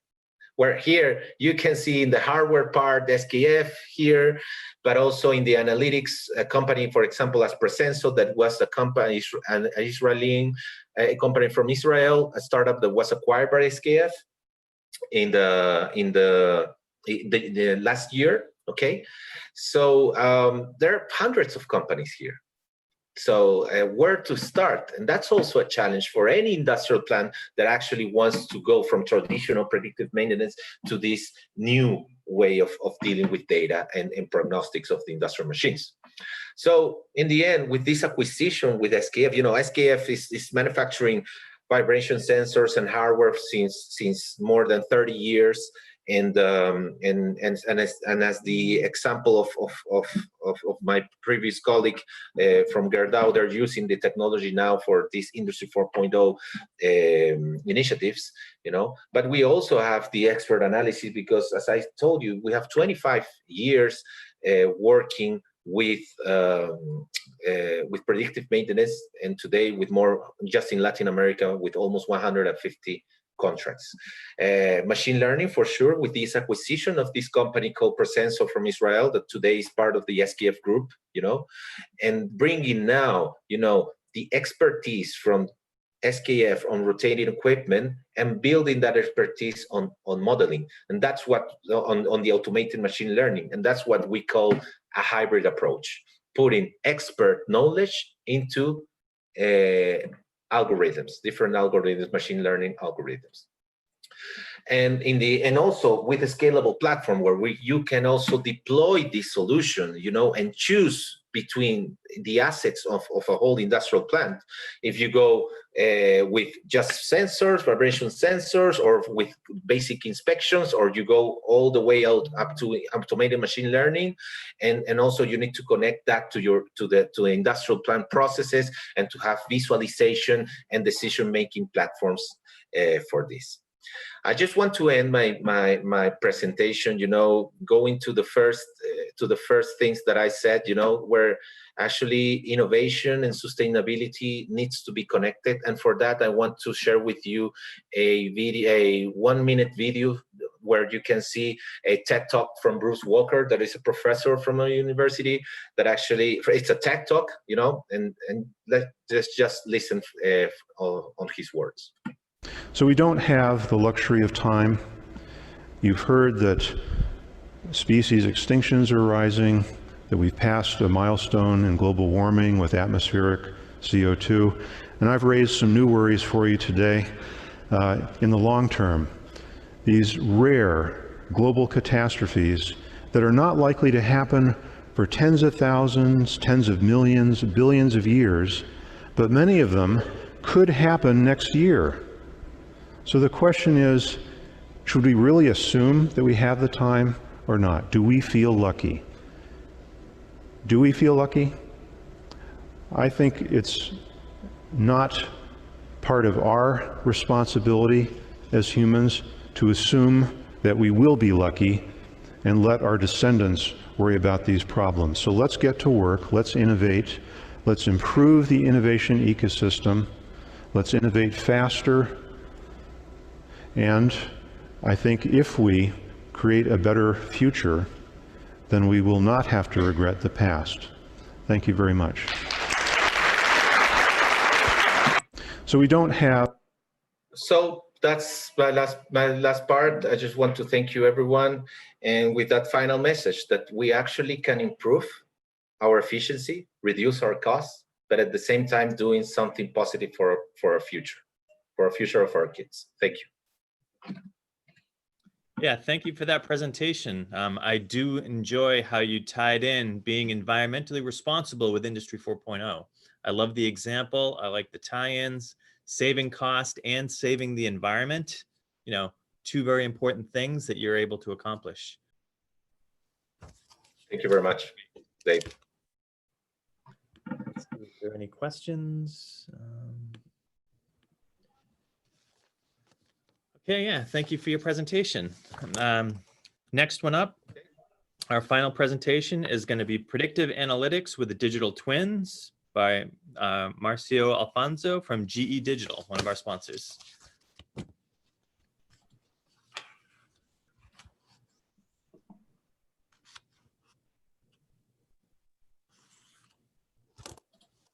We can't hear you right now.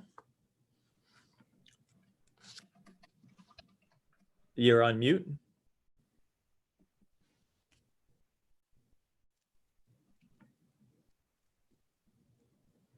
It shows you're off mute, but we're still having an audio issue. Can you hear me now? Yes, I can hear you now. Very good. Okay, perfect. Excellent. Thank you. Yeah, welcome. Thank you. Give me a second, please. Okay. Let me try to share my screen here.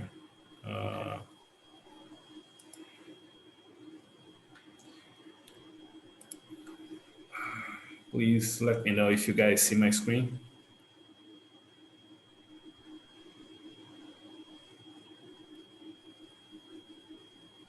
Oh, can you see my screen? Yeah, something's happening. Yep, we can see your screen. Okay, the one with GE Digital APM Smart Signal. Yes, right? Because that's the one. I have several screens here, so okay.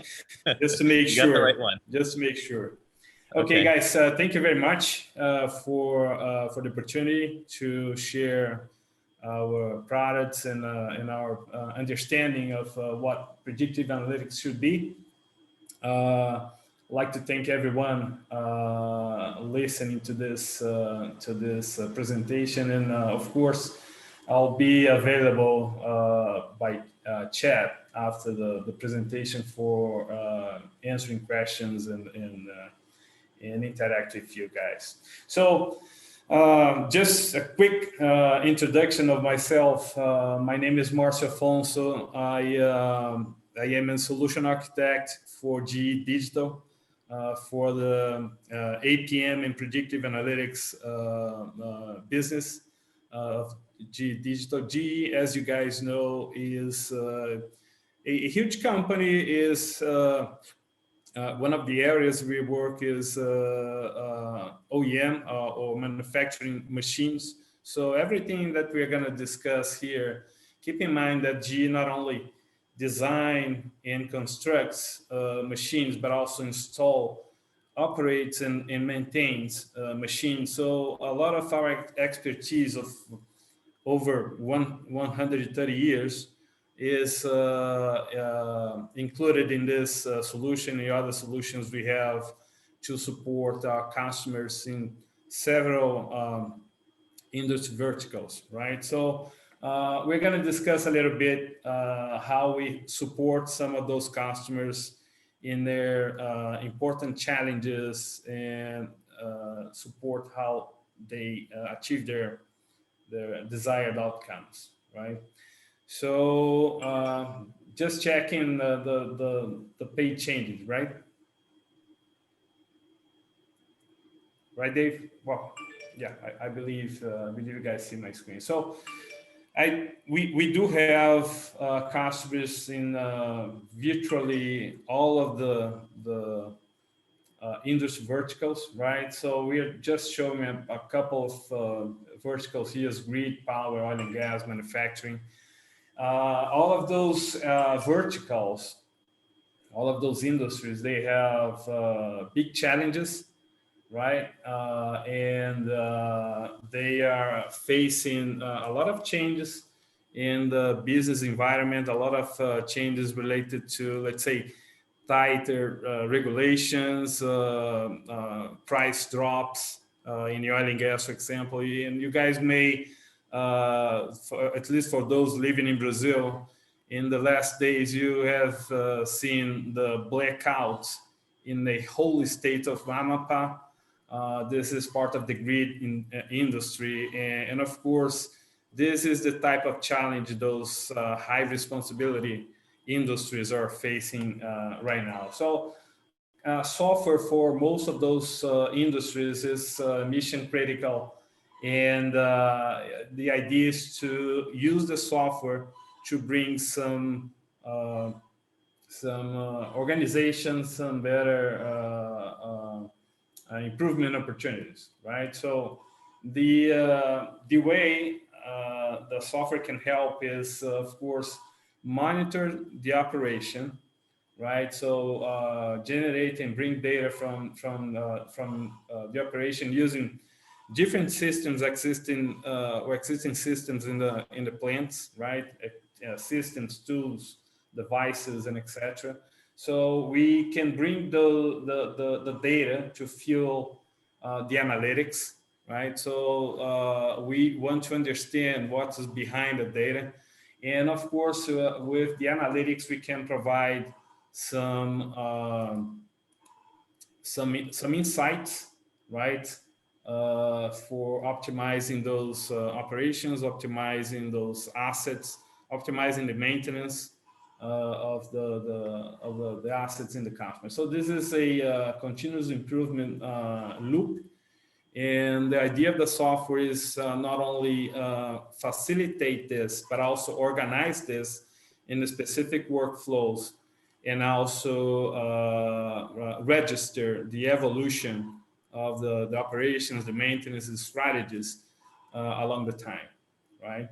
So, of course, in the bottom line of this is providing the customer some benefits, and this is just a couple of benefits we have been offering to our customers. So customers have reported increases in availability ranging from 2 to 6% after using our tools, a better profile of the maintenance strategy, being more predictive and proactive than reactive, right? So between 10 and 40%, and also cost reduction in several aspects, not only the maintenance and operations cost reduction, but also in health, safety, and environmental costs as well, okay? We do have a very comprehensive portfolio of solutions to cover those challenges faced by all of our customers in the industry. We're going to focus on asset performance management in today's presentation, and in a very specific aspect of this. But what is asset performance management? What does it provide in terms of capability? In fact, we need to look at all the capabilities working together as a way to sustain a continuous improvement cycle, right? Ranging from the risk identification, criticality analysis of the production assets, failure modes and damage mechanisms identification using methodologies included in the tools. And after knowing the criticality and the failure modes of those critical assets, we can build the strategies. The strategies for us, a strategy for us is a set of actions to mitigate the risk of those failure modes to happen, right? So it can be a lot of stuff. We're going to discuss today one specific type of actions, which is the predictive analytics. But of course, in the strategies, a lot of other stuff are included, such as time-based maintenance, even corrective maintenance, and some other types of predictive, proactive maintenance strategies as well, right? So after building the strategy, we can, of course, submit this to operations and maintenance. And of course, as we get more predictive and data-driven, we're gonna generate a lot of data out of the execution of the maintenance strategy. And we can use the data, as I said, in the analytics and keep this loop going on. So we can, for example, reevaluate new risks. We can reevaluate the strategies. We can request some work to be performed based on the data we get out of the predictive activities, right? So the idea is to provide a continuous improvement that will always identify and control risks, identifying or define strategies, which is a set of actions, mitigation actions, and operate and maintain the equipment, and also analyze the information and provide insights for optimization, right? So when we look at the platform, the asset performance platform as a whole, we're gonna see a foundation area, which is basically where all the connectivity capability is included. So we don't want to replace existing tools, existing systems the customers have in a plant. We want to integrate the relevant data for the asset performance management, and then use the data and make this available for several tools and analytics and exercises we can do in the platform.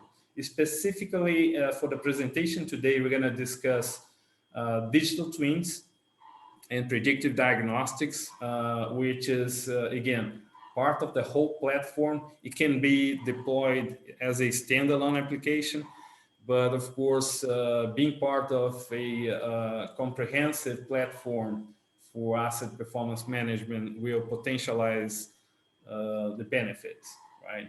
So the idea with this solution is basically manage risks, avoiding catastrophic failures, and of course removing or eliminating the need of having people looking at the assets all the time in the plant. We want to make the maintenance more predictive and proactive, as I said, and basically eliminate unplanned maintenance, which is not only more expensive, but also can bring other problems to the assets, to the people, to the community. And also we want to improve availability and reliability, and provide the customer a better return on the assets that they have in their production plants, right? So if you look at specifically at the digital twins, digital twin solution, we will also see this solution as called Smart Signal. Smart Signal is the legacy name of this technology. We currently deploy this either online and in the cloud or on-premise, right? So in the cloud, this is part of the cloud APM platform. In the on-prem implementation, the two solutions or two platforms are integrated as well, so we can use the alerts generated by the system to optimize the maintenance and the life cycle of the assets, right? So a couple of basic concepts regarding the predictive analytics. So the idea is that we are able to detect very small changes in the variables measured for each one of those machines and processes, because in the early stages of a failure, very small changes can be detected by some high sensibility tool, right? So what the solution does is digital twins detect those changes after, of course, check and verifying through specific rules. It may consider those changes anomalies, and the tool then, based on the pattern of the anomalies, will provide some diagnostics and also some recommendations for treating those potential failures. The idea is to provide the warning in a very anticipated way, so it can happen days, weeks, or months before the actual failure, right? Of course, it depends on the type of asset we're talking about, the type of failure we're talking about, and other external conditions as well. But the idea is to be able to detect and provide a warning and also diagnostic in the very early stages of the failures, right? So in addition, this is not it doesn't work as traditional monitoring systems. In fact, it's based on the correlation among all the variables that are part of the digital twins. So we look at the behavior of all of those variables in different operating conditions. So the artificial intelligence and machine learning capabilities of the tool will then teach the digital twin how to estimate the behavior of those variables in different operating conditions, so we can compare with actual readings of those same variables, and then detect deviations from the expected behavior, right? We're gonna see this in a little bit more details in the next slides. Before that, I'd like to just make sure when I say digital twins, we're understanding the same concept. So digital twins is a very broad term. It's used for different types of things in the industry. If we can divide or classify digital twin into, let's say, big types, the one would be the project digital twin, which is basically based in 3D and 4D modeling for helping the design, construction, and implementation or installation of assets or a production unit or a plant, right? And this is usually providing value before the operation of those assets or that production unit, right? So our digital twins are what are classified as performance digital twins. They also use those engineering specs, engineering data, design data, but also some failure modes and some other information that makes us understand and codify what the real world asset is, and then connect this to the real-time data that we use to optimize the operation. We use this to, of course, understand how the asset is working, compare this to the expected conditions, and also provide those diagnostics, right? So basically, we're talking about performance digital twins, and we are using real-time data to support the warnings and the diagnostics provided by the system. The idea, if we look at the asset in a PF curve, we want to be able, of course, to avoid the machinery trip. So we don't want the machine to really have catastrophic failures, but we also don't want to wait until a fixed alarm and the monitoring systems are reached for us to understand that something is coming, something bad is coming, some failure is on its way to impact the production. So the idea here is to use the predictive analytics and digital twin capabilities to predict a potential failure, diagnose the failure, and also provide forecasts of when those variables indicating the problem in diagnostic will reach the alarms or the trip levels, right? So the idea is to stay up in the PF curve, and of course provide time enough for the users to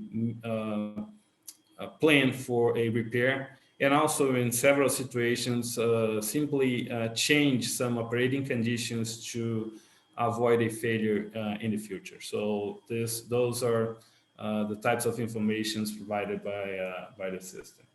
By being able to do this, the idea is to reduce the return on investment of the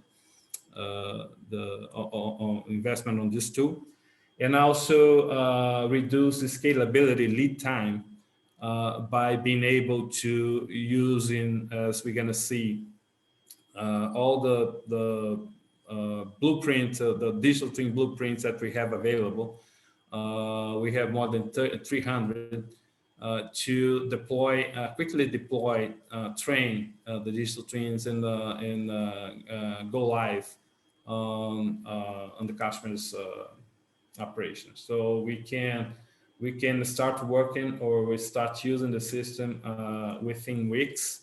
4 to 8 weeks. It depends on the type of assets and the number of assets we're talking about. And also we can escalate this very quickly when the customer needs to add a new plant or new assets included in the plan, right?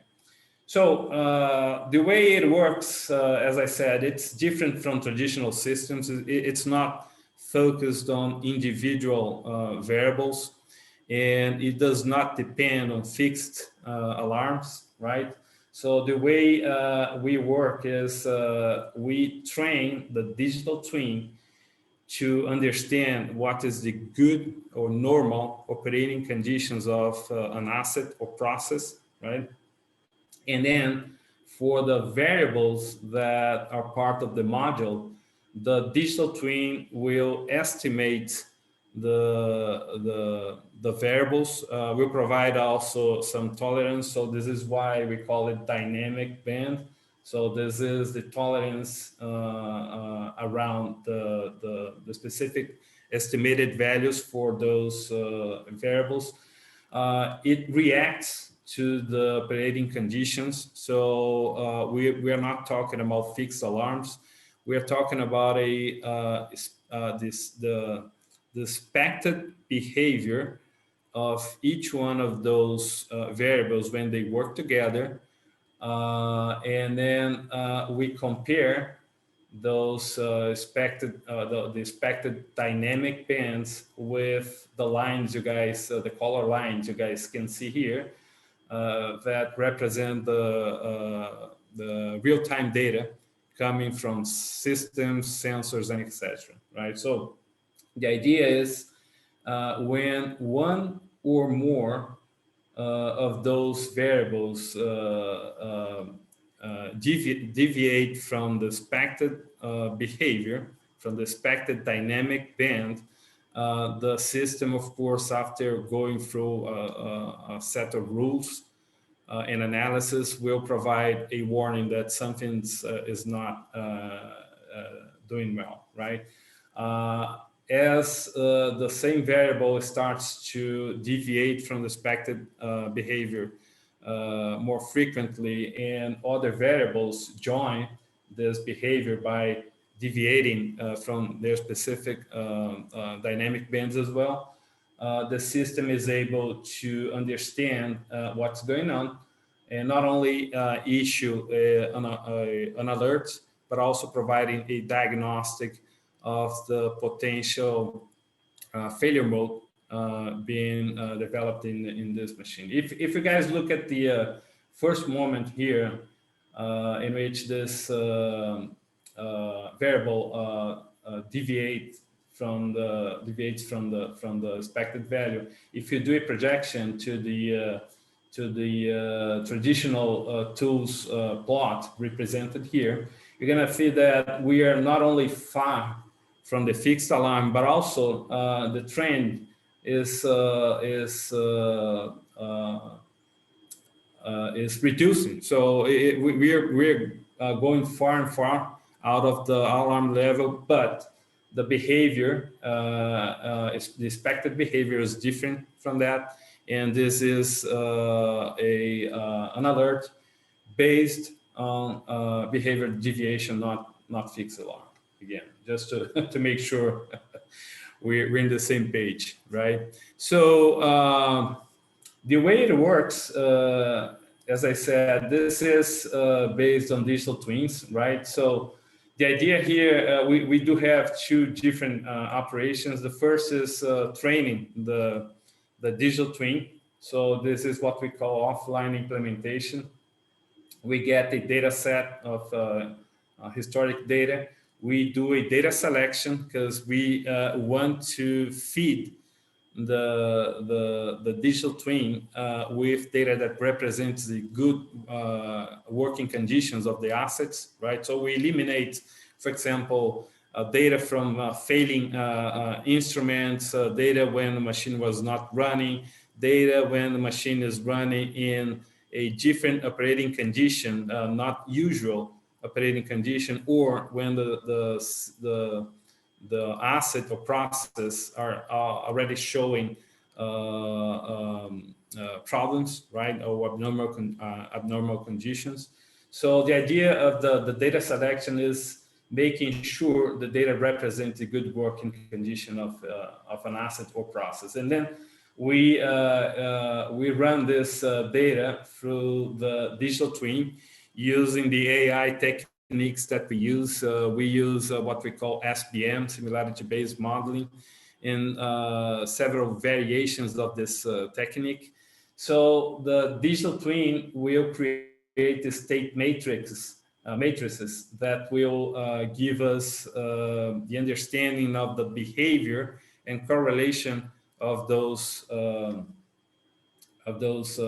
variables, right? So as we have the digital twin trained, we go to the online operation, right? So what happens is we get online data that will determine the operating condition of the asset. I'm talking about the load. Let's take a turbo compressor. The load of the turbo compressor, the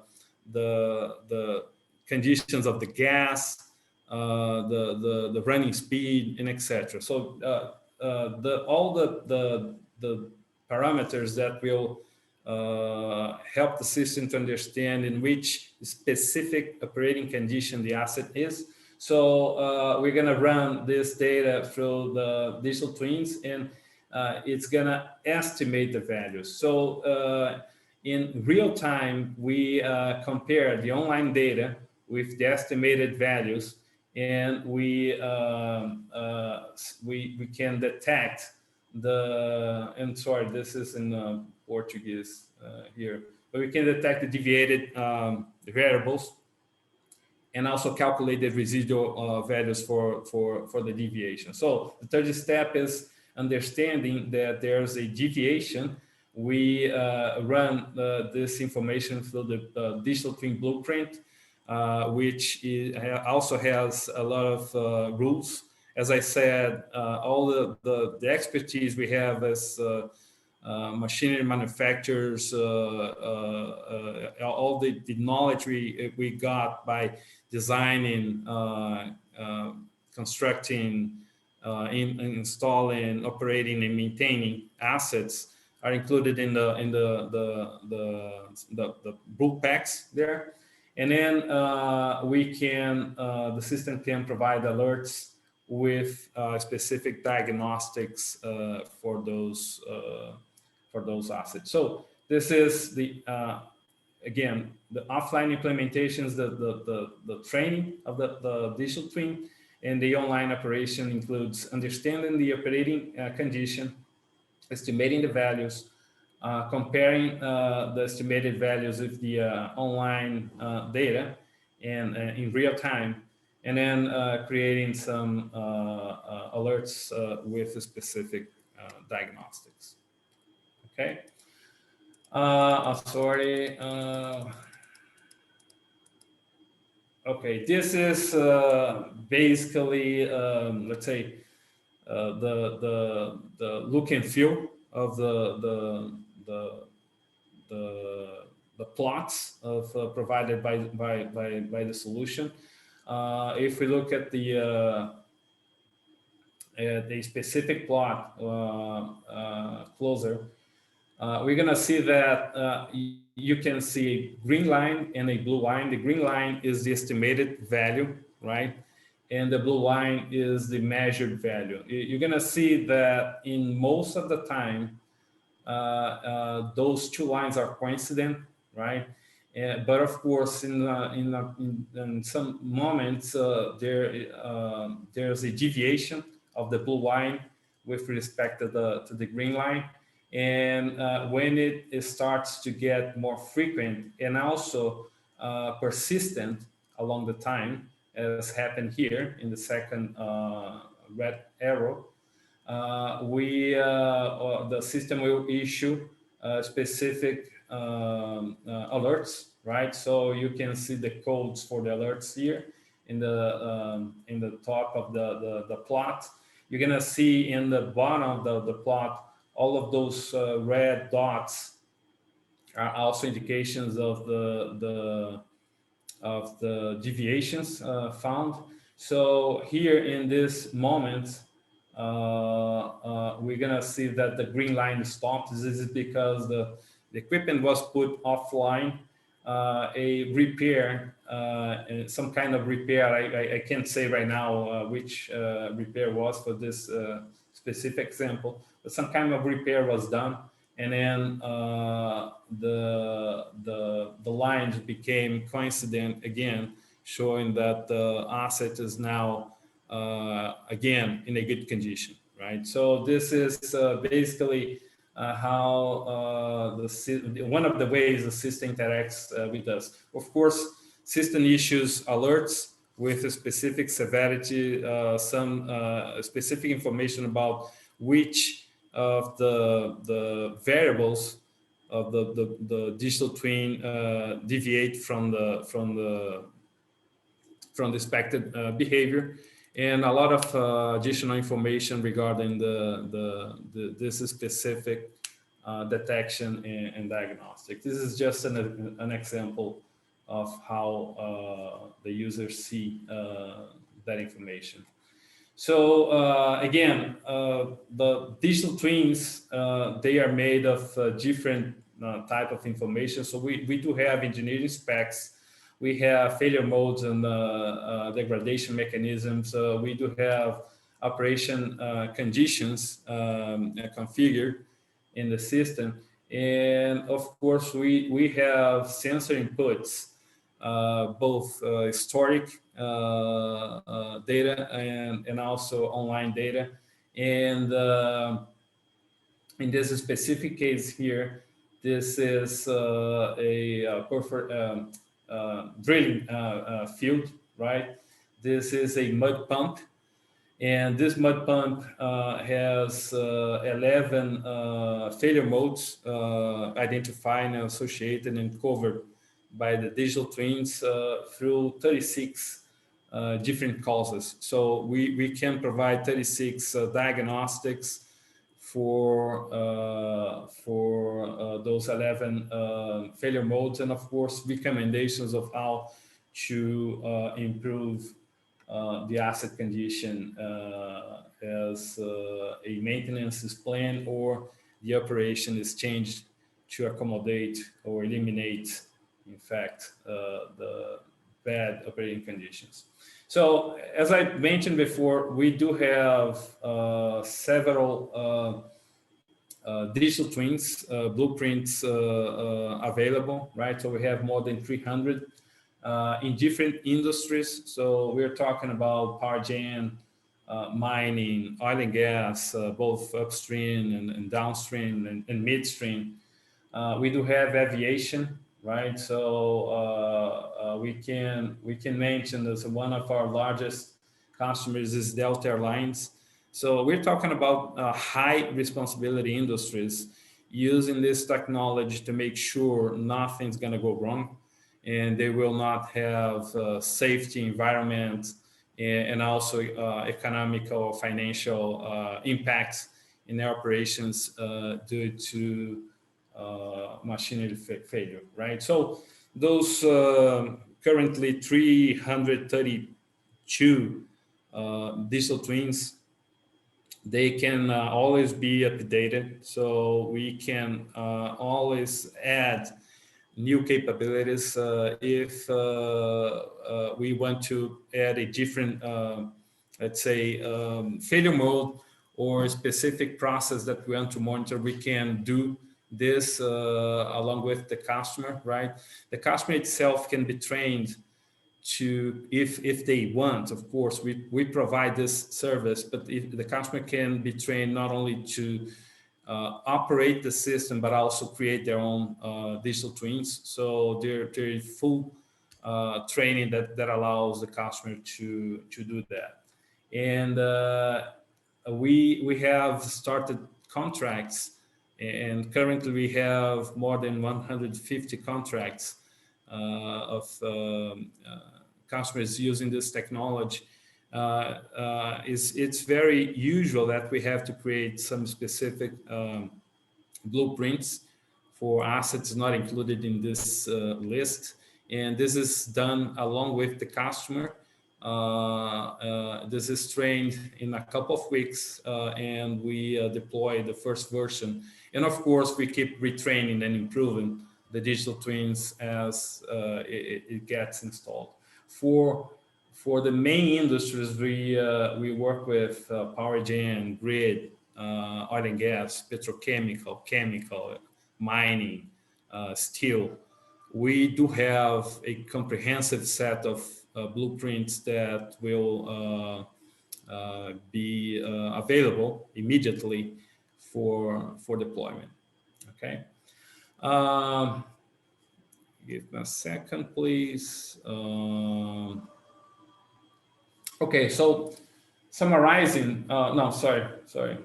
Summarizing what the tool was designed to do is so identify or detect anomalies, provide diagnostic of those anomalies, and also provide forecasts of the potential failure of the assets, right? So we can, as I said, train the customer to use the tool itself themselves. But also we do have a services team that provide the monitoring, remote monitoring services at least in the first year of the operation. The idea here is not only to make sure we are going to accommodate all the retraining needs of the tool, but also we will allow the customer to get value out of the system right in the first weeks.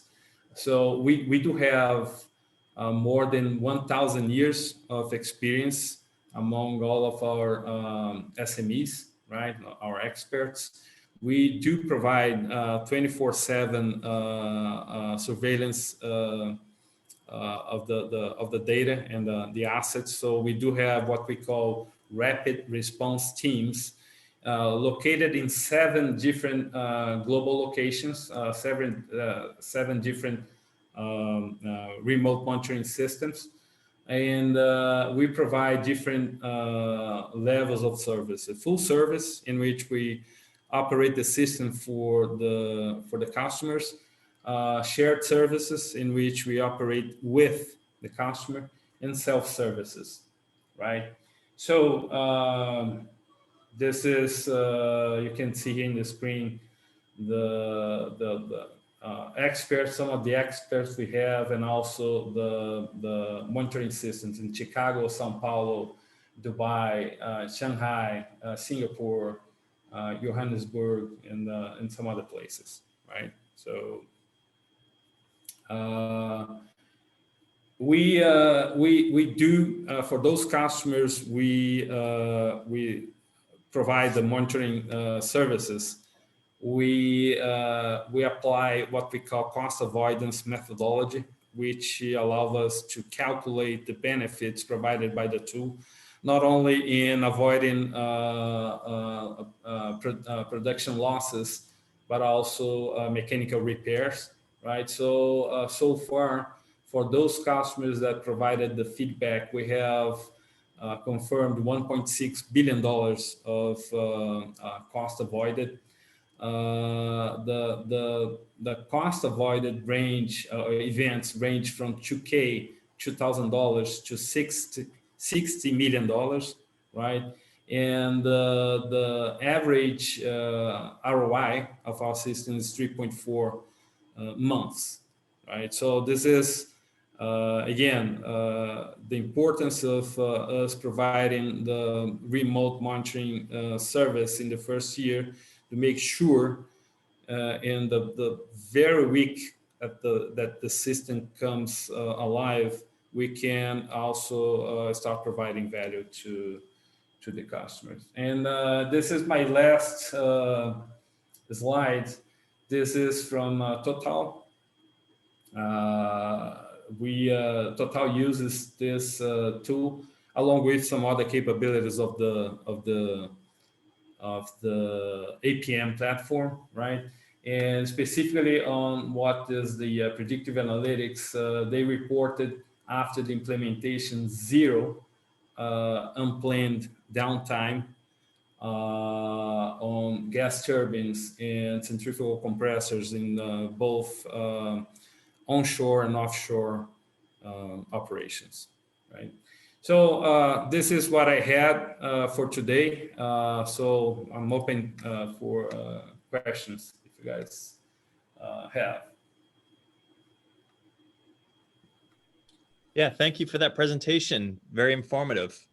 Some statistics that kind of stuck with me: 1.6 billion in cost avoidance. Like, that is amazing. And yeah, and this. And you know, some customers are not willing to share that kind of information, and of course, this is estimated through a methodology that we use, but we have customer agreement on that. We can adjust, in fact, some of the parameters of the methodology for the cost avoided calculation. But this is what the customers report. Of course, we believe it should be more, because we have lots of customers operating the system themselves. And in that case, they don't usually share that information with us. Yeah. Another good statistic was your ROI. So return on investment. If people do invest in this solution to get it paid back so quickly seems amazing. This is an average, of course. We do have cases in which in the second week of the tool, it was paid by avoiding some potential catastrophic failure, right? And but this is an average using the data provided by the customers giving us feedback, right? Yeah, very good. So yeah, I guess we can open it up to questions, if there's any.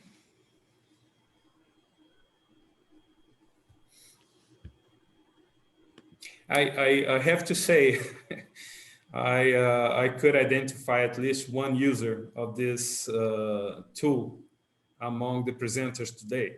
So not gonna mention which company I'm talking about, but there's at least one user in today's presentations here, and in fact, this is a good reference for us. I really like this customer because I was involved in this customer since I became an engineer 30 years ago.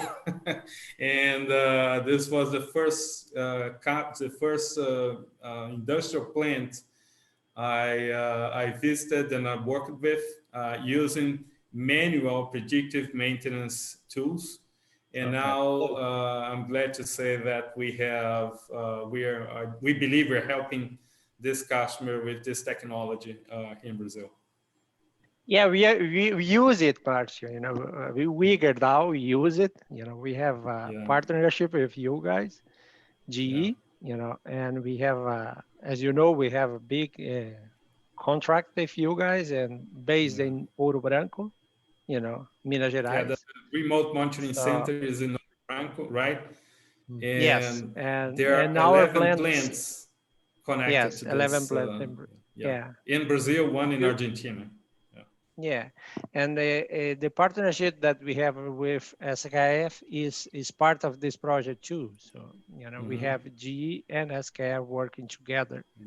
So this is very interesting because, as I said, we don't want to replace the tools and systems you guys have in a plant. We want to help you potentialize the benefits of those systems. So the data, the relevant data for asset management is in different systems, sometimes data silos. What our APM does is bringing all the relevant data from different systems, from process historians, condition monitoring systems, SAP PM or other CMMSs such as Maximo, Arco, and also from field devices, thickness meters,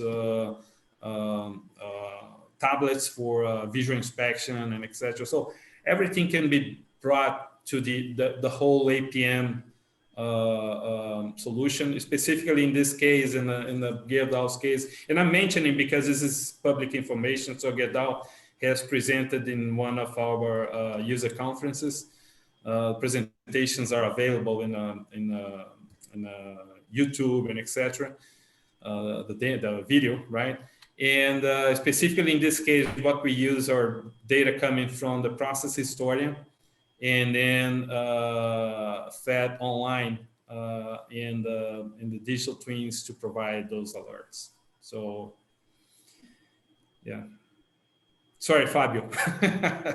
When I talk about it, I get kind of.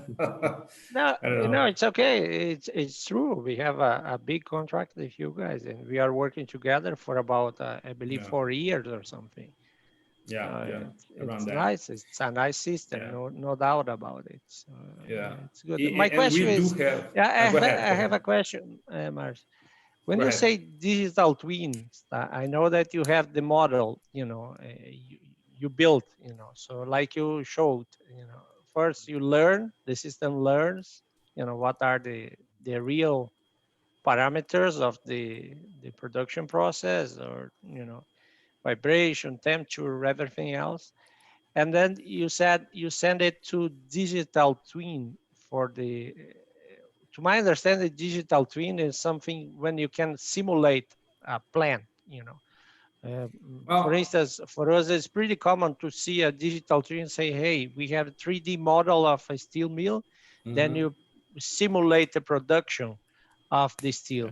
This is not exactly what you are saying. Digital twin for you guys is the model, the real model of the values of the parameters, correct? That's what you are saying. Yeah. First of all, no, thanks for the question. It's very important. Digital twin is a term used to refer to different type of things. So what you mentioned, 3D modules, for example, those are used, for example, in the design, construction, and implementation of assets and plants and processes and etc.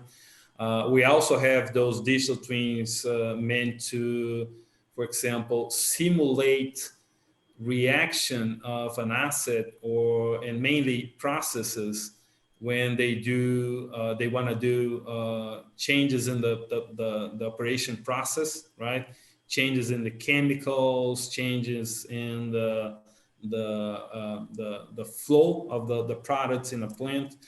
And we do have the digital twins that are meant to detect potential failures based on the difference between the expected behavior and the current behavior, the actual behavior. So the idea, the term digital twins is too broad, refers to a lot of stuff. And in G, we do have different types of digital twins as well. So we do have those meant to, for example, simulate differences or reaction of the process to changes that can be implemented. We do have what we call process analytics, providing recommendations for operation set points. For example, for the aluminum pot lines, for example, in what we call it digital smelter, and some other processes, including steel production. So there are different types of digital twins. We consider this a digital twin, and for us, our digital twins is a digital representation of the assets, right? And a tool that will tell us if something is different from or something in the asset or process condition is different from the expected condition as the digital twin was trained for. Okay, but that's it. Digital twin can be a lot of stuff, and we have this tool for more time than the term digital twin came out, and so so we call this blueprints before, right? So we now call it digital twins because if we look at the definition, it fits into the definition of a digital twin. Okay. Right? So I'd like to run a scenario by you. If I was in the equipment business and I make my equipment and then I have the digital twin, on the digital twin, can I virtually change parts and then see how that changes the parameter of the tool? Like without physically changing it, I can do it through software? It's possible with some types of digital twins. This is not what our digital twin is meant for. As I said, we do have all the digital twin capabilities in our company. I know that in some cases we have done that. If you look at the YouTube, you're gonna see a presentation made by one of our executives having a conversation with a gas turbine and asking what's going to happen if I change this, and this, and the guest chairman answers that. Of course, this fancy stuff of voice recognition and etc. This is not important, right? I mean, this is interesting for marketing purposes and etc. What's really important is to be able to provide the customer with the answers and scenarios and etc. that they have. So our digital twins, our predictive analytic digital twins,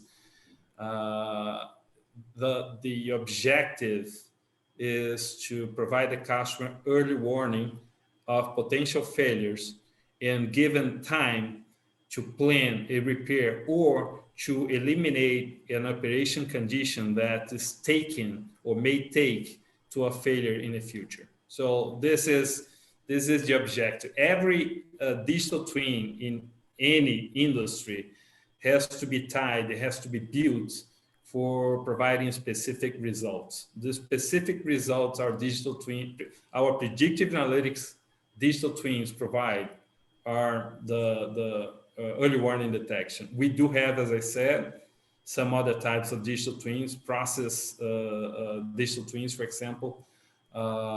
This is a different technology, but again, always tied to specific outcomes and specific results the customer is expecting for. Yeah, very good. Let's see, do we have any audience questions? I don't think we do. Okay, well, this was the last presentation of today. You can still connect with people on Hublio app. You can contact speakers. You can network with people, other attendees. I do encourage people to really continue it and to give feedback in that app on what you've learned, maybe what you appreciated, and even feedback on what we could do better next time we put a conference together like this. But I've been very impressed by all the speakers and presentations to dedicate it toward Industry 4.0 and to hear people's enthusiasm for it and know this is an important time in history where Industry 4.0, that big wave is coming. You know, we've heard from a lot of people already doing it, but there's more to come. Like for a lot of companies, they haven't even started the process. And it's good to hear that it's already started. People are using it and getting the benefit today. So very good. I'd like to thank you guys for the opportunity, and thank you, Fabio, for the question, and you too, Dave. Hopefully, you're gonna see each other again in the next. Yes, I hope so. Yeah, no, a lot of the speakers. I thought we should do this again. Absolutely. Thank you, Dave. Thank you so much. And I would like to personally thank you on behalf of ParXcellence in taking out your precious time, joining this conference. We actually put in a lot of effort to ensure that we actually bring in the right flavor to this conference. And we did a lot of market research to see what goes as the right fit towards the Industry 4.0. I'm very lucky to have speakers, the right kind of speakers, the right kind of audience, and I would like to really thank our sponsors, especially the Sol Systems, GE Digital, Varixx, SKF, who took up this initiative to join us for this conference and deliver an excellent presentation. Marcio, thanks to you. This was indeed something very new to me as well. I host a lot of conferences, but something very new, very informative. It was an eye-opener for all of us. And Dave, special thanks to you for coordinating this conference. You have been a wonderful host. You have really managed the conference really well. Thank you so much for that. Yeah, thank you, Amir. My sincere thanks goes to Mr. Jose, Undersecretary from the Brazilian Ministry of Science, Technology, and Innovation. My sincere thanks goes to NASSCOM, Mr. Vivek Saha, Center of Excellence from NASSCOM. My sincere thanks goes to all the speakers, the panel moderators, the panelists who took up this initiative to join us at this conference. And last not the least, the delegates who has taken up the time to join this conference with us. And with this, I would also like to share a few inputs with you that we are a company who always motivates people to take up the right kind of, I would say, the right kind of move in terms of upgrading themselves and always keep learning. So on that note, we also like to inform you that we have an upcoming course, which is called as Certified Reliability Engineer, which we are planning to host in the next couple of days. So if anybody is interested, you may reach us directly. It's a 5-day training program, and the person who would be actually conducting this training program is the ex-chairman of ASQ board. And also, I would like to inform you that in the month of January, 26th and 27th of January, we have the same conference happening for the region of Europe. So if anybody is interested to join us for this session, please feel free to reach us and we'll be more than happy to accommodate you. So as Dave said, please utilize this platform. You have a dashboard where you could leave your feedback, your comments. You have an option of Q&A. So please utilize that dashboard and please leave us your valuable feedback. It's a humble request to all the speakers, to all the delegates to leave your feedback on the Hobilio dashboard. And not the least, but once again, thank you so much for your time. I will leave this conference platform open for the next 1 hour so that if any one of you would like to visit the meeting lounges of our sponsors, that is GE Digital, Dassault Systems, Varixx, or SKF, the meeting lounges are open. You can visit them directly. You can meet the right person who would be actually assisting you in terms of your queries. So once again, thank you, ladies and gentlemen, for joining us, and I wish you all the success. Thank you. Yep, thank you, everyone. Bye-bye. Bye-bye. Bye.